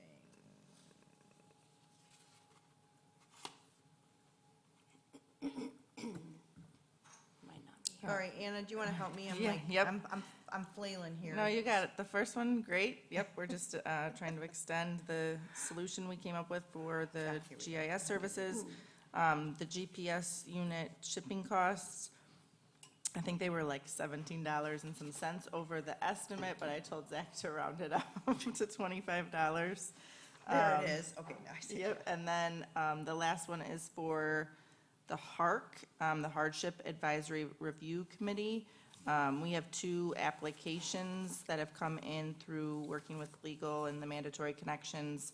And so we are trying to convene that group for one time this year and want to have the funds available based on the estimates that we've gotten for some of the recent mandatory connections. We feel confident that this is plenty of funds for those 2 and any that might come in. So As a reminder to the board, when that was initially set up, it had allocated 3 years of $300,000 each year to fund that revolving fund, and Public Works is tracking towards that total $900,000 amount. So anyway, this is just another installment of that process for this year. And so the reason that GL line was not funded in 2025 is because when we approved the budget at the end of 2024, when the USDA bonds for the sewer project were going to be signed were uncertain, so we didn't put any funds in the HARC GL. And now that the USDA project is moved forward, it's an appropriate time to fund that line. And so I didn't want the HARC committee I felt appropriate that it would be, they need the money to move forward so that they can evaluate these applications. So, any questions on any of these items?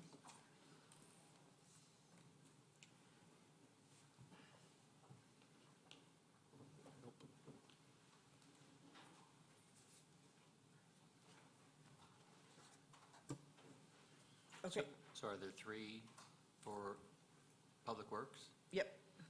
But I am going to open it up for public comment too. First? Yeah, Okay, I'll make the motion when you're done. okay. So at this time, on the budget amendment for Public Works, I'd take this time to open it up for public comment. Is there anyone here wishing to make public comment regarding the budget amendments for Public Works? Seeing none here with us at Township Hall, any hands raised online? There are not. I will close the opportunity for public comment on this budget amendment, and we can go into board deliberation, and if the board is ready, we'll entertain a motion. I move we approve the 3 budget amendments for Public Works as listed in our packet. Second. I have a motion by trustee Sikora and a second by trustee Ford. Any discussion on the motion? No discussion on the motion. All in favor say aye. Aye. Aye. Opposed? Motion carries 7-0.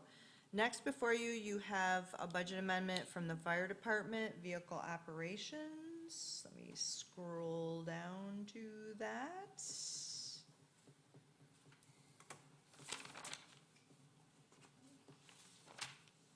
You came up to talk about this $800? Okay. So what we're asking for in this amendment is, we have some of the small vehicles, primarily the take-home vehicles, 4 of them, not our first-line emergency response vehicles, are using Rick and Stan's car wash to help, especially during the winter with the undersprays. So I'm asking to move $800 from our fuel line, which is healthy, into that line to help pay for the rest of the year for the Rick and Stan's car wash. All right. I'll let Deputy Chief speak on the next portion. Yep, very good. So, the fire department also has a budget amendment for forcible entry door prop purchase. Yeah, so this is a training prop. We currently own one. However, it's old and worn out. And unfortunately, we had budgeted to send some of our people to several different training events, and either they were unable to go or the training event was canceled. So we have extra money in our continuing education line item, and we want to move it to our training equipment line item and replace our current force entry door. The current force entry door we have, although it did a phenomenal job, it was fabricated by a local firefighter who had welding skills. Found a thing online, built it for us, and we've used it, I think, for 8 years now. And considering how we force entry into a building and the fact that it held up for 8 years is pretty remarkable. Now we're going to a different vendor because he just doesn't want to do that anymore. It was a lot of work on his part. And we're going to upgrade and purchase a new force entry prop. Thank you. So you don't use this at an actual fire? No, Nope, this is a training prop we use to train our people how to bypass locks when a door is locked, Okay, how to get into the house. okay. Which is almost always needed, right? I looked it up, too. I So- looked up the website. It looks like it's. just- Can we, can we wait for acknowledgement? I just asked a question. And I know. Can you wait for acknowledgement from the chair before we move forward to comments? Yep. Thanks. So trustee Cole, were you Sorry, finished? because I kind of jumped in there, too. I was just, I guess, piggybacking on yours. But I was going to say, I did look the website up of the one that you guys are looking at, Firehouse Innovations, and it looks really, I mean, it looks like it'll last a long time. It's made out of steel, and it's got a lot of variables and different door swings and, Has more training options, and the durability will be, it'll far exceed what we have now. Again, not to put down the person who fabricated our original one, it just wasn't, it's not to that quality. no, in fact, Well, it with still this. lasted 8 years, sorry. Yeah, no, and I wondered if, you know, I mean, this $15,000 is not cheap, but again, it's something that I think I trust you guys know what you need. But I thought maybe we would have other, you know, firefighters in the area even coming to use the equipment. I don't know if that, to learn, or, Yes, as a matter of fact, just yesterday, was it yesterday, training at the house? Just yesterday, we trained in conjunction with Kalamazoo City and Texas Township Fire Departments, and we did use our current force entry door in that training. It is being held together by hopes and prayers, but it did the job we needed it to do for the training evolution. But we try on a quarterly basis to integrate mutual aid partners in a training evolution that we are doing locally here. And it just happened that yesterday was the one. that's good. Trustee Ford?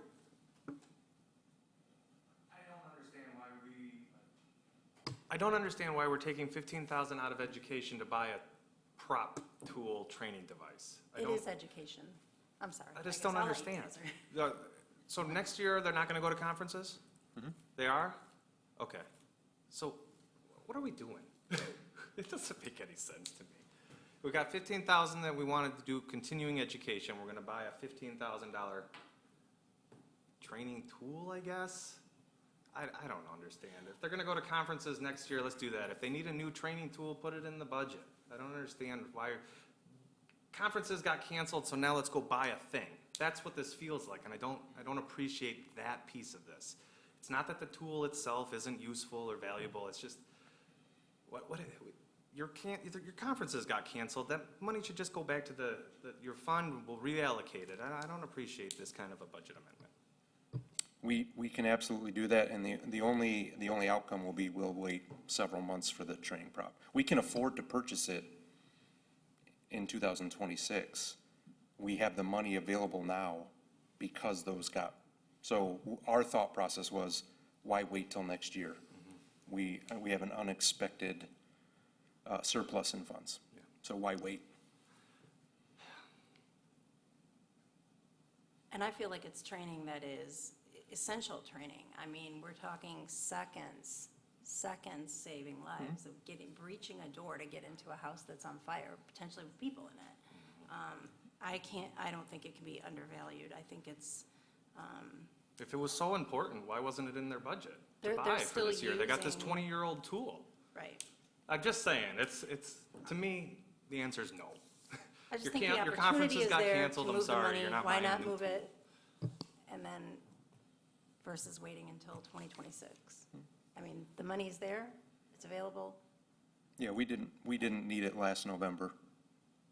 Our force entry door was working fine last November when we made the budget. Well, and not only that, is our current, the one that this gentleman built, does it even have the different types of door swings, or, you know what I mean? No, This seems to yep. me like it is more encompassing, is that the word, all encompassing? For a lot of different types of scenarios, of different types of doors you guys would encounter versus, I don't know how many you've got on that one, but. Two. Yep, there are Yeah. two scenarios you can do with our current one. This one, it was 15 or something. I don't know the number off the top of my head, but yes.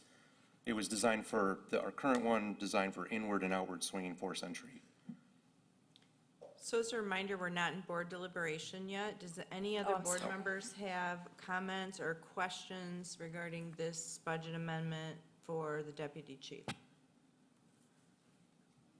Trustee Chapman? Yes, do the other departments, such as the departments you worked with yesterday, have the same equipment? I can definitely say yes to Portage.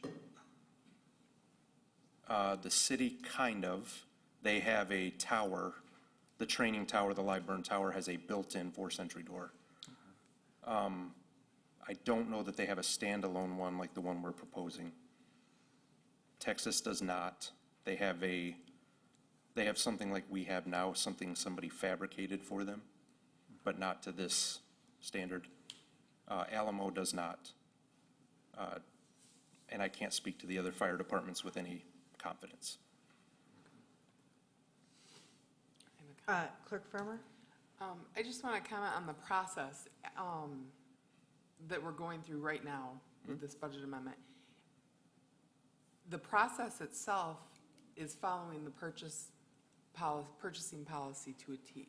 And I just want to remind this board that this is that time of year where when they identify a purchase that wasn't previously budgeted, we want them to look within their budget to find those dollars to pay for it rather than taking it from savings. This is the time of year where we're in the second half of the year that should be our expectation of them, and our purchasing policy lays it out that way as well. So regardless if a board member agrees with the actual purchase, the process is what we've asked them. They're doing, yeah. Any That's all. I don't other? have any questions. Okay. Treasurer Bushka, do you have any questions for the deputy chief? No, I do not. Okay, thank you. All right, thank you, Deputy Chief. This time, we will take the opportunity for public comment on the fire department budget amendments. Do we have anyone here in the public wishing to make any comments on these budget amendments? Seeing none here with us at Township Hall, do we have any hands raised online? We do not. I will close the opportunity for public comment, and we will move into board deliberation. So we do have two budget amendments from the fire department. Do we have any board members wishing to move these items separately, or is there any, I guess I can open up the conversation. I just want to remind people that that's an option, that we don't, these can be done as two separate motions.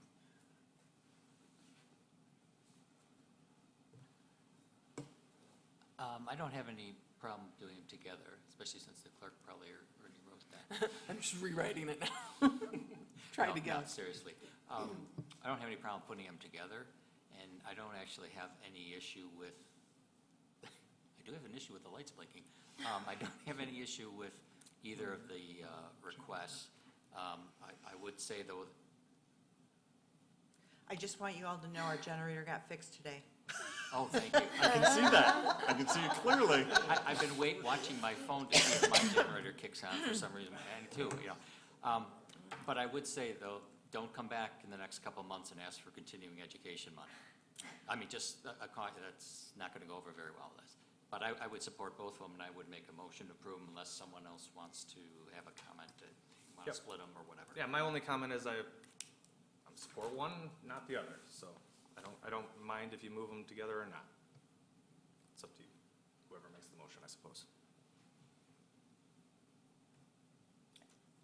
I mean, any other comments from trustees regarding these items? I mean, what's on the table right now is, we could run them together, or we could run them independently. I think two of the members have shared with you where they're at. I would entertain a motion either direction, but I don't want to lose the opportunity if anybody else has something to say.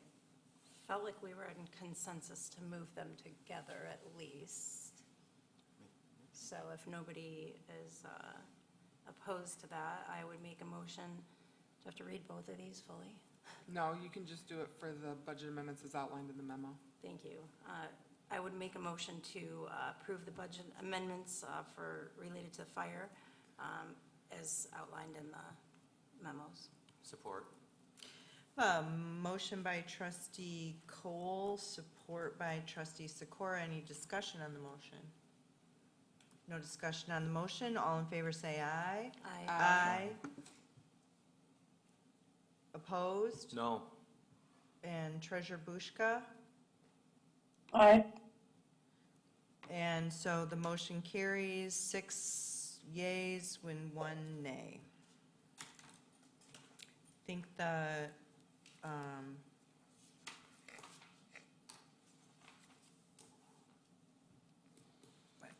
trustee Sikora, I liked the, we do need to remember when we move this stuff around for one thing or another that don't come back to the well again. So, yeah.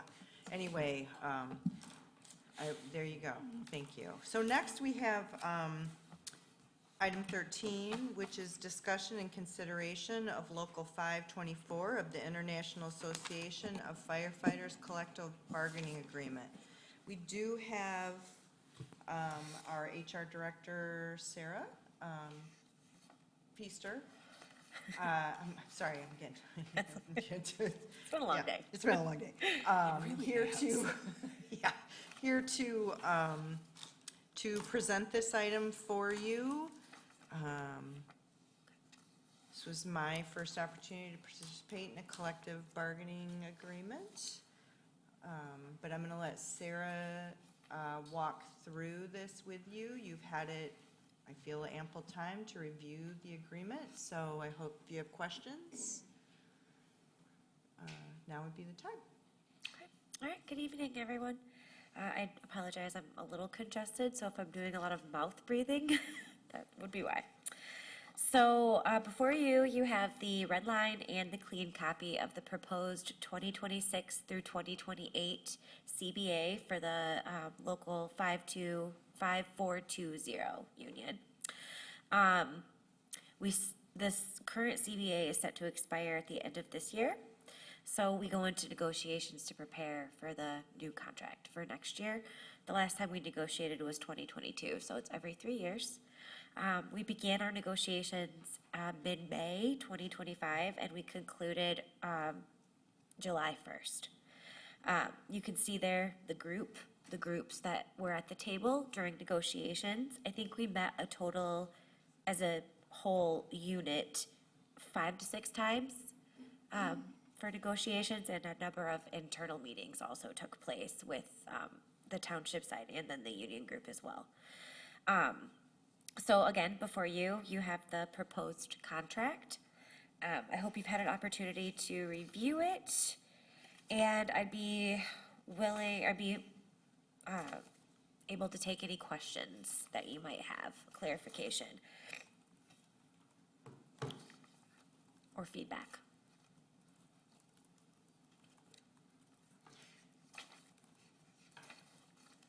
My only feedback is that this is the first time that this agreement has been brought to the board in this way, and I really like it. I mean, we all love the red line versus the final product, but we didn't even see the full agreement before. This is the first time, so. Okay. Thank you. Yeah.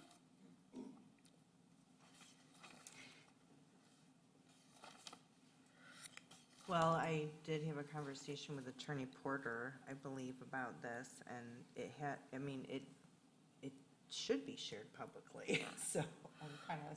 A lot of municipalities have their union contracts published on their websites, and we do as well, so.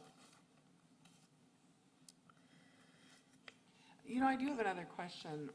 Can you identify anything in this CBA that could carry over to our employee handbook at some point?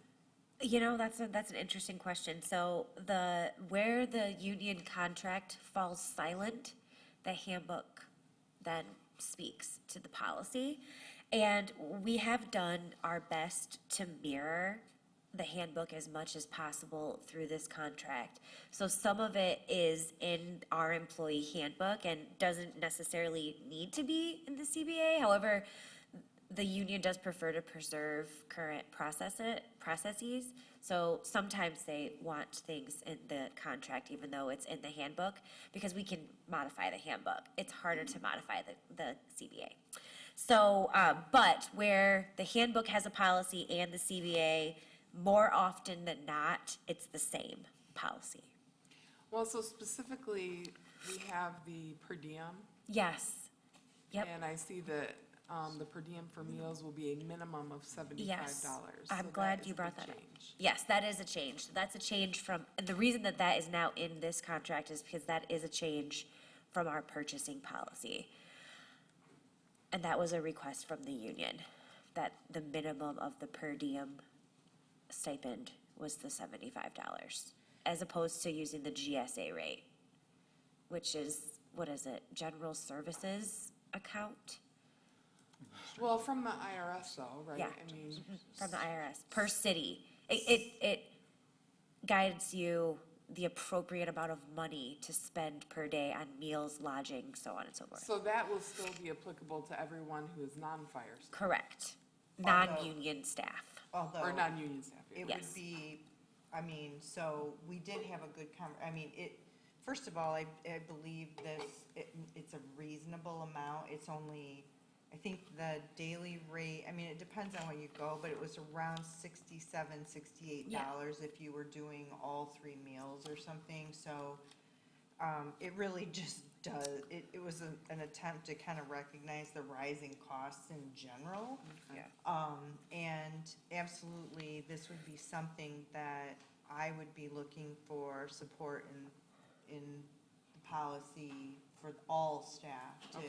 to have that. I mean, it's a small increase. Well, then that was Overall. specifically what I was thinking of when I said, is there anything that would carry over to the, Yep. to the handbook? Yeah. Yep. So, Another one then, probably along the same lines, was you have the pay time off for immediate family members, but there's the addition of any family member. Bereavement, is that where you're? Yes. bereavement? Okay, let me scroll to that section here. So what we did was we modified, so we changed the handbook policy when we redid the handbook a couple of years ago, kind of cleaned it up a little bit. That never came to the contract. So what we did with this here is mirrored the language in the handbook. That's the change to the bereavement, and then we changed it from funeral to bereavement leave to align. Yeah. Thank you. Yeah, I have a couple questions. Sure. Since this is the first time I've seen this too. So who is in the union versus non-union? So like the 3 people sitting here? Yep. Are, Great question. So in the union is line firefighters, captains, line captains, and staff captains, which includes 18 shift firefighters. There's 3 different shifts. There's 3 at each station, so 6 people on 1 shift, 3 at station 1, 3 at station 2, including 1 captain at each station, so that's 18 line firefighters that work 48 on and 96 off, rotating schedule. We have 2 full-time staff captains, our captain of community risk reduction, and then the training and safety captain. They work Monday to Friday. And then we have our assistant chief fire marshal, who's also unionized. So that's 21 bargaining unit members. So to answer your question, union, non-union, non-union. Yeah. okay, good. My other question, I don't know if it would be in here or somewhere else. I can only call it like a bit of a beef that I have. Being involved with parks and planning and events, I frequently will ask the fire department through the chief to send a representative, a truck, whatever, some people to one of our events. So like we had 2 music in the park events, 98 degrees and 90% humidity, whatever. Would have been nice to have a fire department vehicle people there. Now, what I hear is, well, they don't work on Sundays, and I'll ask if anybody wants to do it. I don't like that part of it, but, and I think it would be perfectly fine if we paid them to come to our event, if they need to be there, but understanding that they also need to leave if there's a a call. Yeah. But it would have been nice to have seen some presence at all these different things. I've asked, the Parks Director has asked, we just don't see that as a regular community involvement. And from my perspective, and, there's people at these events, is that something that it would be in this to more stress that, or is that something that's done outside of the contract? Because there's public outreach and things that I think I read in here. Yep. It is in the contract, duty hours. So their working hours are Monday to Friday, 8 a.m. to 5 p.m. That is when the chiefs, and step in if I speak wrong, they can assign tasks to them during those times. Those are their duty hours. Outside of those hours, and that includes Saturday from till 2, from 8 to 2. Outside of those hours are not duty hours, so they can't be assigned tasks. They're just responding to calls when they come in. So that's in the contract, that we can't require them to go to an event on a Sunday, for example, like you said.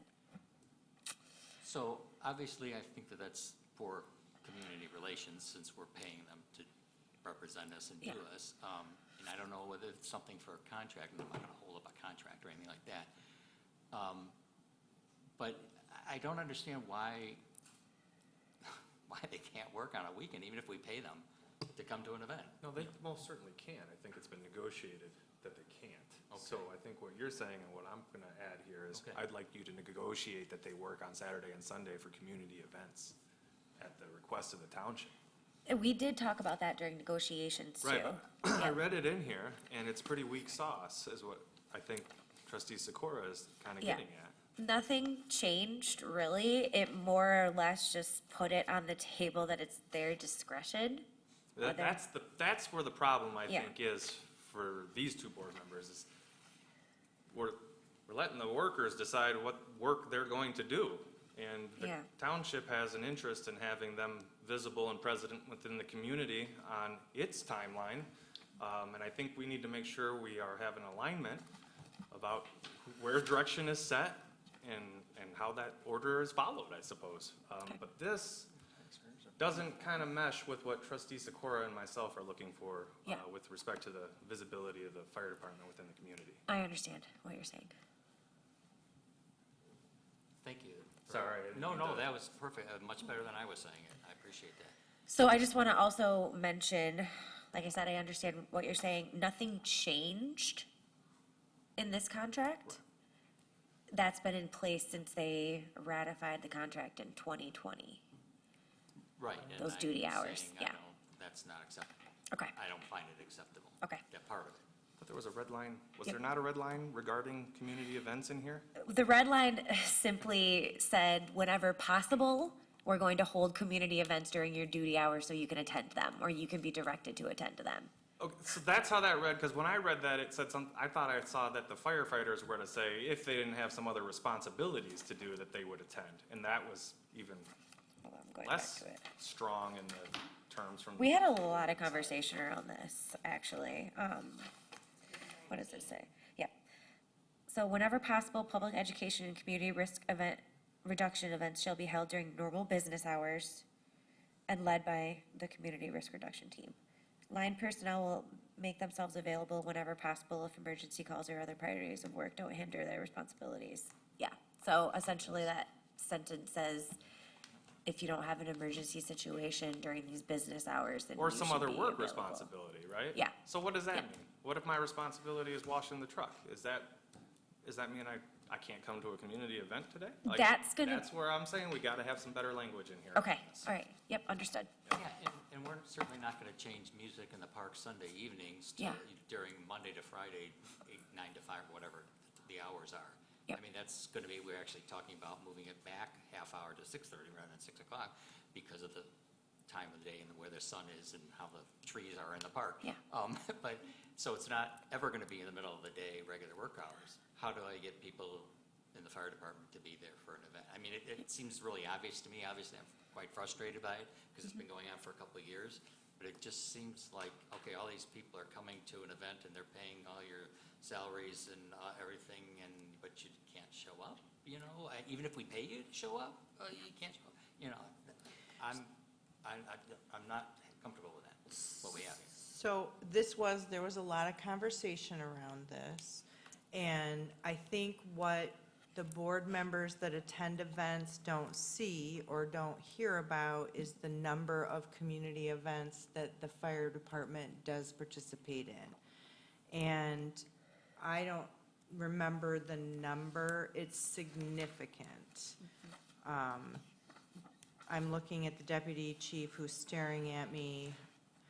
I'm trying, you know, we talked about this during negotiations, so it is not that our fire department isn't going out and doing touch-a-truck events and other community outreach events. So, do you have that number of community events? Not off the top of my head, I'm sorry. It was a lot.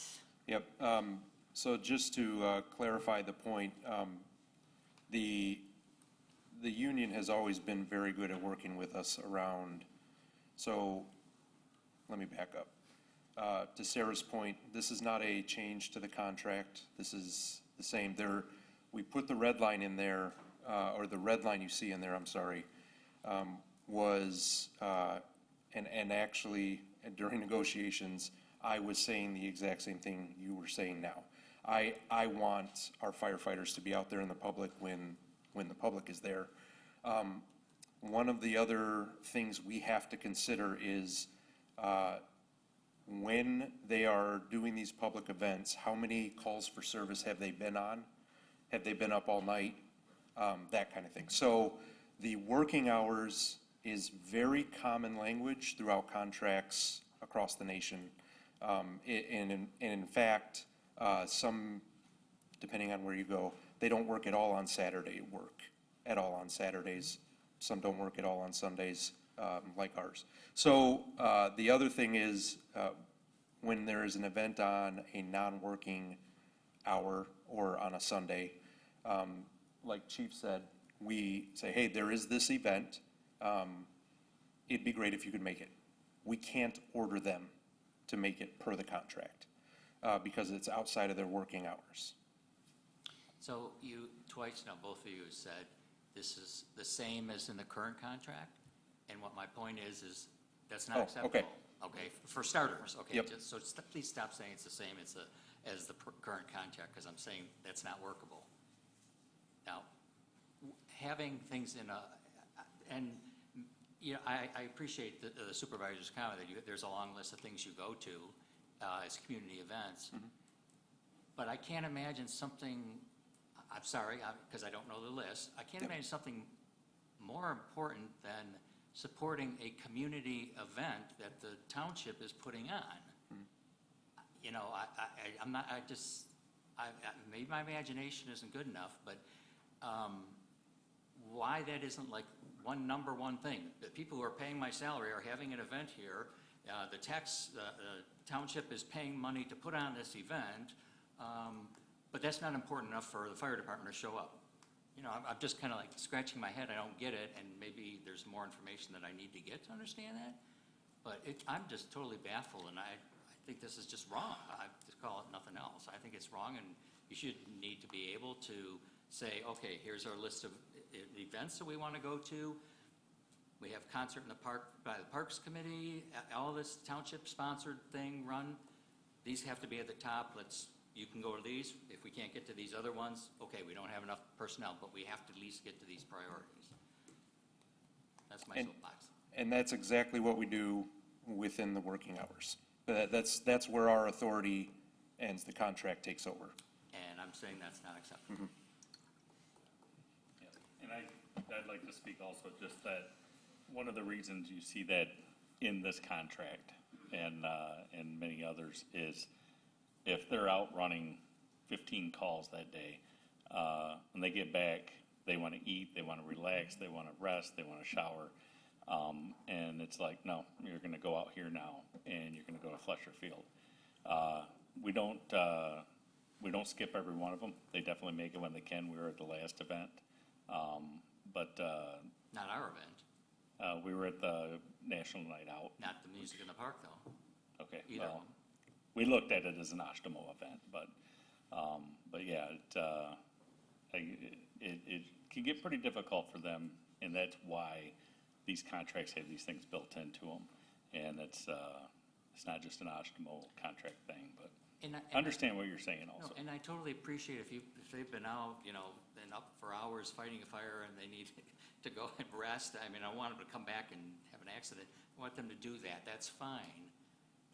I don't even get the commitment up front that we're gonna go to that event, but sorry, we couldn't get there because we had just been fighting a fire for 24 hours and we need a rest or whatever. I don't get the commitment up in the first place. I can understand that we can't do it afterwards. I think that's absolutely valid, and that's a valid point, is you're making a decision internally about whether or not your staff is capable of doing that one next thing. And what's not happening is when you make that decision, is it doesn't roll back to me so that I can roll it back to Vanessa. So the ask goes out. Imagine how frustrating that feels, right? So the ask goes out, hey, listen, we'd love to have a fire truck, da-da-da-da-da.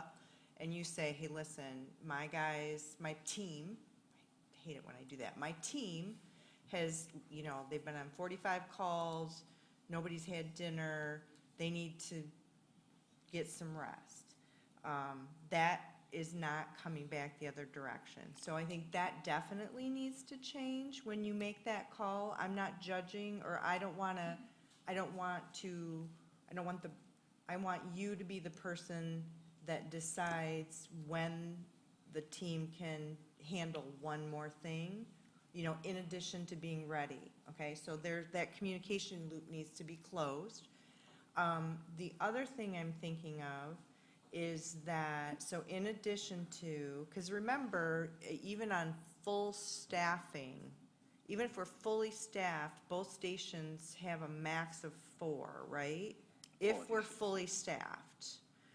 Do we offer, and this is a financial decision, but if participating in these events, do we offer the opportunity, for example, for paid on call to sign up for overtime to come do a community event for the township if our on-call team is overextended? Yeah, every one of the events that we've been invited to, we have put up for overtime and out to the paid on call and the full-time, offering overtime to come to the events.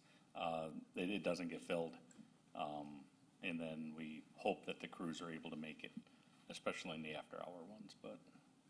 Yeah, and I don't have a problem of paying people. I'm not saying, you know, come on your off day and take a truck out there or something. Right. I'm perfectly willing to, you know, hopefully find a way to pay people to be there if that's the need, if we have to do that. But that would also inform us, okay, as part of our planning for an event, we might have this cost for paying the fire department.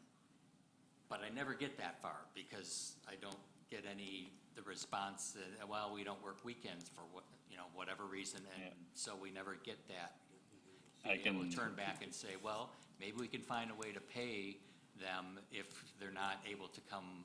And then, of course, the whole issue, if they've been working too much, no, we don't want them there anyway. That's not a discussion. It's more of if you want to get paid, or you need to be paid, or that's how we need to get you there. I mean, it's all coming out of the taxpayer's pocketbook one way or the other, you know, whether they're paying you or we're paying it out of the Parks Department budget or some other budget. How can we make it work? I can do a better job at relaying back to you, but I can tell you now that every event that we have put out has been listed out for paid on call to take, for full-time to take, at overtime rates, to see if we can get them filled, because I don't know if the crews are gonna be busy or doing whatever that are on shift. But did I mishear you and you said that has been posted and it just does not get filled? Correct, yep. So. Wow. So Surprising. I hesitate to bake into the contract. I'm wondering, is there a way that we can? I think that the township and the administration should sit down and think about this ask and formulate a plan. It doesn't have to happen right here. I think it's pretty clear what the desired outcome is, but how to say it, how to negotiate it, that's something that you gotta do. Sure. in That's your what I was gonna office, suggest. okay? I hear you, I totally understand, and we can take that away and have a discussion about that. Yep. Thank you. I have a couple more questions, if I may, Supervisor, Okay, on a slightly different topic related to work. all right, can we catch trustee Chapman? Yeah, absolutely. Can you explain a little better the red line under Article, oh, good God, Roman numerals, retirement? Retirement. yeah. What page are you on? I am on page 32, or packet page 57, 32 of the contract. It's regarding the change in retirement by the end of. Sure. This is, okay, which part? The percentage changes or the No, no, sentence at the end? It's the end part, the Yep. change in the age. Sure. So this was honestly quite a significant change to the contract this year. We had a lot of conversation around retirement benefits for these emergency services employees that are doing very physical jobs, and, you know, they can't do the job for as long as someone that's doing a less strenuous position can work. So we currently don't have any difference between retirement benefits with the fire department and the township staff. So that was, like I said, a lot of conversation was had around that. So at the end, what we agreed to do was build into our retirement policy that for these union firefighters, they'll have their full retirement benefits by the age of 50. So if they retire at the age of 50, they'll receive their full benefits. With 20 years of service? Or is that not? And so Well, I don't know what the current is, and I didn't understand, because, you know, I know many police, fire, and such, military. We do 20 years, Yep. and then we retire. But it's not necessarily linked to the age. It is not. It's linked to the age. It's linked to the age 50. And the reason that we don't need to put, you know, you have to have 20 and out is because it's not a pension. It's a a deferred compensation plan. So therefore, it's township money's going in and employee money's going in. So it's not like a true pension where you have to have so many years of service to obtain it. That clarified. Yeah. Thank you. Okay, you're welcome. May I ask a couple questions? Yeah, go ahead. I want to understand now the working hours, the concept of a firefighter's working hours. First collective bargaining agreement, what did that look like It was- versus now? Hasn't changed, right? Yep. Okay, so can you describe the working hours, what that means, what are they?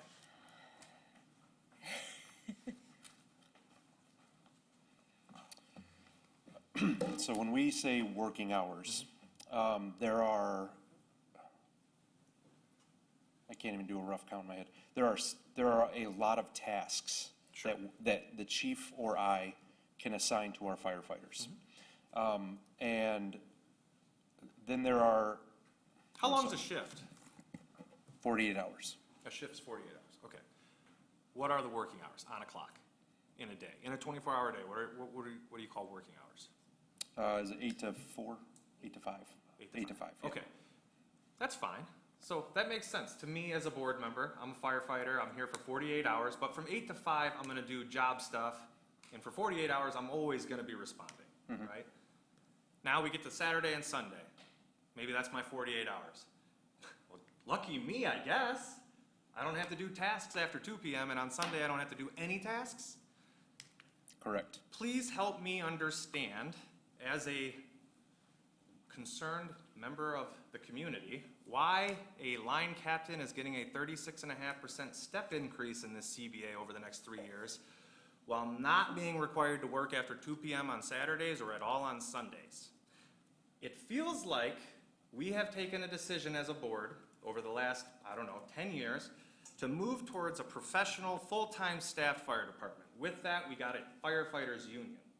With that, the cost of operating our fire department have gone up. So the expectations from my side are that we have an incredibly high-functioning, super professional firefighting force. When I hear that they don't work on the weekends and they're doing shift work, I'm frustrated. It's inappropriate. It's inappropriate, and we need that changed in this CBA. We don't have a concept of working hours that are different from Monday through Friday or Saturday and Sunday for shift workers. That's my position on this. So logistically, we have the possibility of having 2 trustees who would vote no on this agreement based on that. What is the process for sending the contract back for renegotiation? Sarah? That's simply what it is. So, I just want you to know, based on the comments, that I think hearing what those next steps would be is appropriate. So I don't want to put, well, anyway, doesn't matter what I think at this moment. Sarah, go ahead. Sure. So we'll go back to the bargaining table, is what we'll do. We'll reopen negotiations, we'll renegotiate that item, based on your comments and feedback, and see what resolution we can reach. And I'm not sure. Well, if the board decides to do that. If I'm the- not trying, I'm, in no offense, I'm. Absolutely, Right, and we these are understand what I this. would like to see us talk further about, negotiate further. I'm not a part of the negotiating team, I don't get to be there. I'm saying that's what I would like to see this team do. Whether or not you actually do that, I don't know how we get you to do it. I think, don't we have to take a vote here and say we want you to go that direction? Well, But then again, now we're negotiating with ourselves in public, so this is not making a lot of sense. No, so I think Sarah just told us what would, if we didn't have a motion regarding this contract, well, we could have a motion, both, I mean, it could go either way. We shouldn't assume one way or the other, quite frankly. We could table the issue, and you could ask the negotiating team to go back to the table with the comments from the board. Well, I guess there's 2 trustees that have stated an interest in a direction for further negotiation. Yep. I guess, do we need to hear, can we hear from the other members of the board if they have, do they share that same desire for further negotiation? Are they happy with what we have? I mean, If it's you only make a 2. motion, you'll find out. What's that? I said if you make a motion, I'm you'll not find gonna out. pass the bill to find out what's in the bill. I mean, I feel like, if you're asking my opinion, I feel like Neil has a very valid point. I hate to tie up the agreement for something that, if there's an alternative. I mean, is it as simple as changing the day, or having, I don't know, an agreement outside of this? I will say that we are spending, or have spent, over almost $300,000 in a master plan to figure out how to have a sense of community. And I've been persuaded to think that this is renegotiable because or should be renegotiated because it is important. It's the entire reason we're here. So in my Somebody's online. my view, I guess, if the contract is voted on to approve today, then we go back to the table to negotiate. Oh, gosh, sorry. Start all the game. I want the board to have all the information before you make your final decision. If we go back to the negotiating table, it opens the entire contract up for negotiation. So I want to clarify something you said. I think you misspoke. We cannot go back and negotiate this thing. We go back to the drawing board, which I just want you to know that. So everything's on the table, wages, retirement, everything comes back. I want to emphasize the supervisor's point that our firefighters are out doing community events. The one particular one that we've mentioned tonight, they have not attended. I will concede that. But from my orders, from me, I can verify that our firefighters are not at the fire station during working hours. They are out doing inspections, or they are out doing public events, or they are out training. So I want you to have that information before you make your final decision, those 2 points. And Sarah, are you able to? I want to give an- just clarify, I'm sorry, trustee Cole, please. Yeah, are you able to give an opinion as far as, I mean, you've been involved in the negotiations, what, the chances of this, I guess, making headway and not tipping something else the other way, as was brought up. I mean, I guess I want to know what the risk level is of ending up not even with what we want, Yeah. but then maybe something worse. Yeah. Because the whole thing is up for negotiations again. That is all I will say, is that if we, if we want to take that to the table again to talk about, there's going to be some give and take. So it is, I don't want to say it's risky, but it certainly opens up the contract that we've already tentatively agreed on for changes in other places. And that is my biggest concern, which is why I'm asking maybe if there's an alternative that we could come to some type of agreement, at least with, music in the park, and making some type of exception for that, because I do see Neil's point, and I agree with it. Yeah. But I also understand that this isn't the fire department's not going to events. We know they are. We know they're out doing fire inspections, and they're not, sitting in the lazy boys, but, only when they need to after they've fought a fire, so. Yeah. I don't think you can do that unless you simply have a motion to return to negotiations that would open the door Yeah. to all the issues on the table. I don't think we can make any changes. Are negotiations officially over? Like, No. what does that mean?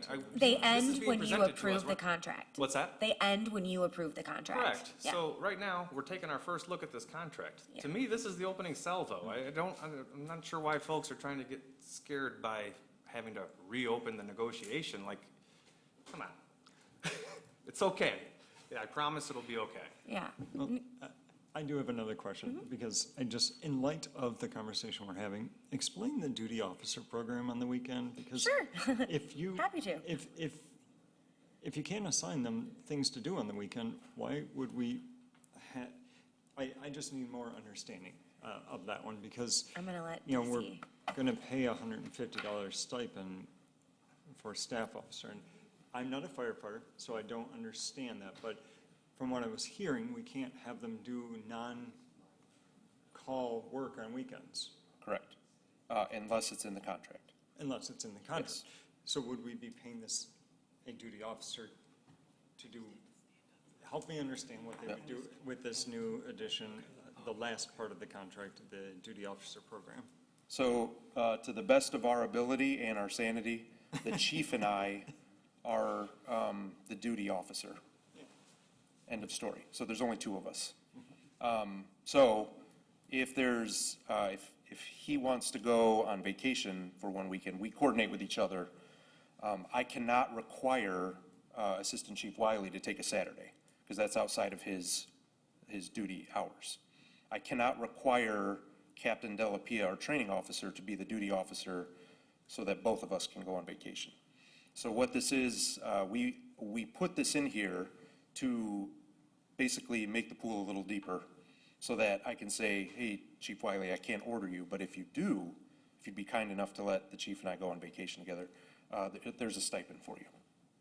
Because we are acknowledging that we are requiring you to be on call outside of when you would normally respond. Now, I'm gonna put a caveat on that. The last two fires that we got dispatched to on a weekend and an evening, Assistant Chief Wiley was on scene for them. So they can still be there. What we're asking is, don't consume alcohol, don't leave more than 20 to 50 miles away from the border of the township, don't go on vacation, be here and able to respond. That's the duty officer's job. That is also part of, we definitely had both the negotiation team and with the union, had a lot of conversations around this. And so my view, this, after hearing about how this structure was for the fire department, my view of this is that this is a step towards the building up of the leadership team in general, right? Like, not hiring another deputy chief or whatever, but letting people lean in who want to take some leadership responsibility, acknowledging that with a stipend, and then providing some flexibility for the chief and the deputy chief, but also this being a building block to, you know, what is likely going to be an expanding fire department, as far as staffing goes. And stations. I mean, we have 3 stations, but Station 3 is Station 3. I mean, it's not actively staffed. I did want to bring up 2 other points real quick. I think we will go back to the negotiating table, obviously, if that's what we're told to do. We have put a lot of time and effort into the contract that's in front of you. I wanted to point that out. I think that's where you see some of the apprehension from us. The business hours were a large part of that, or the working hours, I'm sorry. And to go after working hours, I cannot see the union, I'm not going to bargain from the podium. I would stop. Just stop. What are we doing? Like, Well, why are we talking like this? Exactly. I want you to have all the information. There is a mechanism that we have, we don't like using it, so let's say we pass this contract, and then we go to the union and say, we'd really like you to start attending these events. We have a memorandum of understanding that is signed between the union and the supervisor that says, it's not in the contract, but we will do this thing. It is very atypical to do that right in the middle of negotiations. But I wanted you to be aware that there is a mechanism to negotiate basically between contracts. So that is a possibility. Now, the union has to agree to it, and they might say, yes, we'll do that for this. But I just want you to know that there is a mechanism that exists. There is, or you would put one in place? There already is. We have memorandums of agreement that we signed during the last contract that are